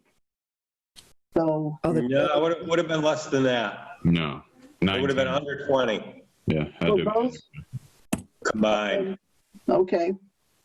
Yeah, probably 19 at the most, yeah. Well, why don't we get some, I like that idea, John. I think that would be a big help, given all of, I'm concerned too. But I'd also like to understand from Lucy too, like, she said, she just mentioned on the call that she's had, the election workers are all set, ready to go for the ATM, but she obviously is going to have election workers for the election, both elections. I think it'd be great if she was able to be on the call next week, and we do have a meeting and we talk about, we get the information about the confirmation on street lighting, the positions. I don't think it would be that long either. Also, discussion about whether we want to put more money towards legal. I mean, it's not a lot of money in the scheme of things, given the cuts that departments had, but at least we can decide whether or not we want to do nothing, or at least, provide the Chapter 70 money to the school. Again, I don't want to do anything to delay the town meeting at all. Yeah. So it might be a matter of, considering again, what's an emergency versus what isn't. Just an update, the assistant town clerk was 18 hours a week. Oh, okay, thank you. Yep. So, Couldn't we, I'm sorry. Never mind. unless you want to do something now, what's your preference, everybody? I mean, if you want Lucy to join in, we could get her to join in. Otherwise, we could ask her for next week. Okay, I don't see that she's on the call at this point. No, I know she would come in, but, and I'm fine with doing a meeting next week for 45 minutes, Chris. I'm totally agreeing to that. Yeah, absolutely. I'll time it. Okay. All right. So if everybody's in agreement with that, maybe would have more information by then and more firmer numbers. But that's what the discussion will be whether or not we want to have anybody individually amend the budget on the floor. I would just be cautious again with having anything, like Robert said, that in any way will generate a lot of discussion, make the meeting longer, make the meeting less safe. Right. Okay, so we'll go ahead and post a meeting for 6 o'clock next Tuesday, The 11th. the 11th. Yep. Okay, before we move into open time for the public, I just wanted to, Chris, did you want to mention about the gathering for the seniors? Yeah, sure. We have confirmed with the Hendrick family, basically, that we're going to get together. It'll be actually August 12th at 4 o'clock. And we'll have a couple people from the Council on Aging and a couple of folks from Celebrate Southampton, as well as the family themselves, obviously. And then by posting a meeting, we could have anybody from Select Board who wanted to go as well. We're trying to keep it probably in the 10 to 12 range, 15 at the very maximum. And it would be 4 o'clock at Leona Hendrick's house, which is right on the sort of on the church driveway area, parking lot area. And we'd meet in her backyard. Probably a half an hour at the most. Yeah, I did ask Ed to see if we could print up some type of, citation or something of something honorary to be able to provide him. Just as a reminder, these are two people that are also turned 97. Right. We already presented or you and Francine and Janet. the plaque for the Mary Belfort. who turned 97, and these are two other people who also turned 97, and so that's a nice thing to do. It'll be next week. Yep. Yeah. If it's posted and you can accommodate, I'll join you. Yep. We just request that masks be worn. Okay, so then now it's open time for the public. The Select Board reserves a portion of its meeting for public comment and encourages participation. So would anybody from the public like to speak? We've had somebody on here labeled as owner all night long. Do we know who that is? No, but I wouldn't unmute it unless they have a visual. And a name, yes. Yeah, considering what Matt said about the school committee meeting. Exactly. No, that's why I'm asking. I don't see anybody raising their hand or asking to be unmuted. Does anybody else? Really, maybe I can do it now because I forgot to do it. This is going through my notes. We have a contract with Westfield for the animal control officer, and I remember I had that in my notes from last time. Isn't that contract up, or it was a one-year contract? Or is it coming up? Actually, Lucy did send us an email about that, and I went back to, I've been saving it in my inbox. And I don't know, Ed, would you like to say anything about that? I know that we do have a contract with Westfield, and there were some questions about it. There seems to be always questions about this particular contract. Would you like to say anything about that, Ed? Yeah, I mean, under normal circumstances, it would have been due for July 1st. With the COVID-19, I'm guessing that with the reduced hours in Westfield City Hall, that they just haven't gotten around to sending us an amendment to extend that. But I can reach out to them and find out about it for you. But John, did you have questions about anything about the contract or any concerns about it? No, it's just I was talking to Lucy a week and a half, 2 weeks ago, and she brought it up. I said, I'll mention it, and I forgot last meeting. And it was for 1 year. I don't know why we didn't do a multi-year at the time. I think there were a lot of questions. I remember this, and I'm looking at the email right now, and it says the last contract was signed on August 6th, 2019. Okay. The police have been issuing citations to the residents that the animal hospital is getting called on. They're basically supposed to be paying for the citations. Yeah. We're being charged and paying for this. If an officer is issuing a citation over and over, there's concerns about whether or not we're getting payment for that. So we should have a conversation about that when we actually get the contract and discuss whether we want multi-year. If there are questions about whether or not, we're basically getting the money from the people whose animals are being housed there. I think that's the biggest issue that maybe Lucy's raising here. So will we not have a contract as of Thursday if it was signed August 6th? It says Well, it would here, have been signed out August 6th, but it would have been effective July 1st, so. Oh, it's even worse. Well, like I say, those clauses, they'll continue, you know, until something is done with them. So like I say, with the COVID-19, I'm sure that they have reduced staff and reduced hours and just have not gotten around to that. yeah, it says here, this the amendment to the intermunicipal agreement. The second paragraph says that the agreement is extended until August 1st, 2020. So that definitely needs to be followed up on, if you would mind doing that. And I also want to hear from the police chief, because when this came up before, there were a lot of questions about whether or not we're, you know, picking up animals all over Southampton, you know, from owls to all kinds of creatures, and whether or not, you know, we're paying all this money and it's coming out of like dog permit fees, and do people know that? Are people okay with that? When I talked to the police chief about it at the time, he was very grateful for this contract, and he felt like we're a rural community and we have wild animals and it's not over the top and it's the right thing to do and all of that. So I think there's been a lot of like disagreement or discussion around this contract, and I just, you know, would welcome this committee's input, but I'd also like to hear from Lucy and Ian. Yeah, that's a good addition there, Ian, because otherwise it falls to the police. Yeah, I mean, the police basically. One way or another, we're paying, and. Yeah, well, it was a huge help to the police, which is why they were very much, and there weren't a lot of problems. But I think that the town clerk has often, even before Lucy, have raised concerns about, you know, financial aspects of it and whatnot. Mm-hmm. And do I take it that we don't have a separate contract with like a wildlife rehab place or something like that?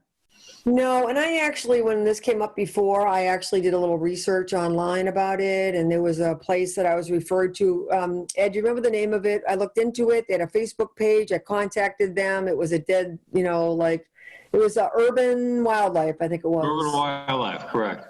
Right. So I did a lot of research about it, contacted, you know, Ian, talked to Janine about it at the time. And I think what we agreed, that might have been the reason, frankly, that we decided to do a 1 year. I don't remember at the time. I'd have to look back into it. But anyway, I think we should look into it again. The contract's coming up. And if you wouldn't mind contacting Westfield, Ed. I wouldn't mind at all. Thank you very much. But I think one of the contingencies that's not part of the contract that we need to address is how do we collect the fees for the citations? Right. We've got to put some mechanism in place. Yep, So and that's exactly Lucy's continue point. to cost the town money. Yep. And I think that's been the point of the town clerk all along, because they're right there collecting, you know, fees for permitting animals, and then I don't think there's a good mechanism for getting reimbursed when there are multiple citations of the same animal. But I believe that those citations are written by our police officers, so they'd be payable to us, the town of Southampton, not to Westfield. But I don't know if enough. So we should be receiving that directly. Right. Right, but I don't know if that's happening or if there's enough meat behind it or something. Right. Okay, so any other agenda items? I think then we're ready for a motion to adjourn. So move. Is there a second? Second. Okay. Did you get that, Ed? Yeah, Francine and John, right? Yep, you got it. All those in favor? Fishman, aye. Fowles eye. Roland, aye. Martin, aye. And Groden, aye. In order. Thanks, everyone. Awesome. Thank you. Good night. Night. Yep, good night.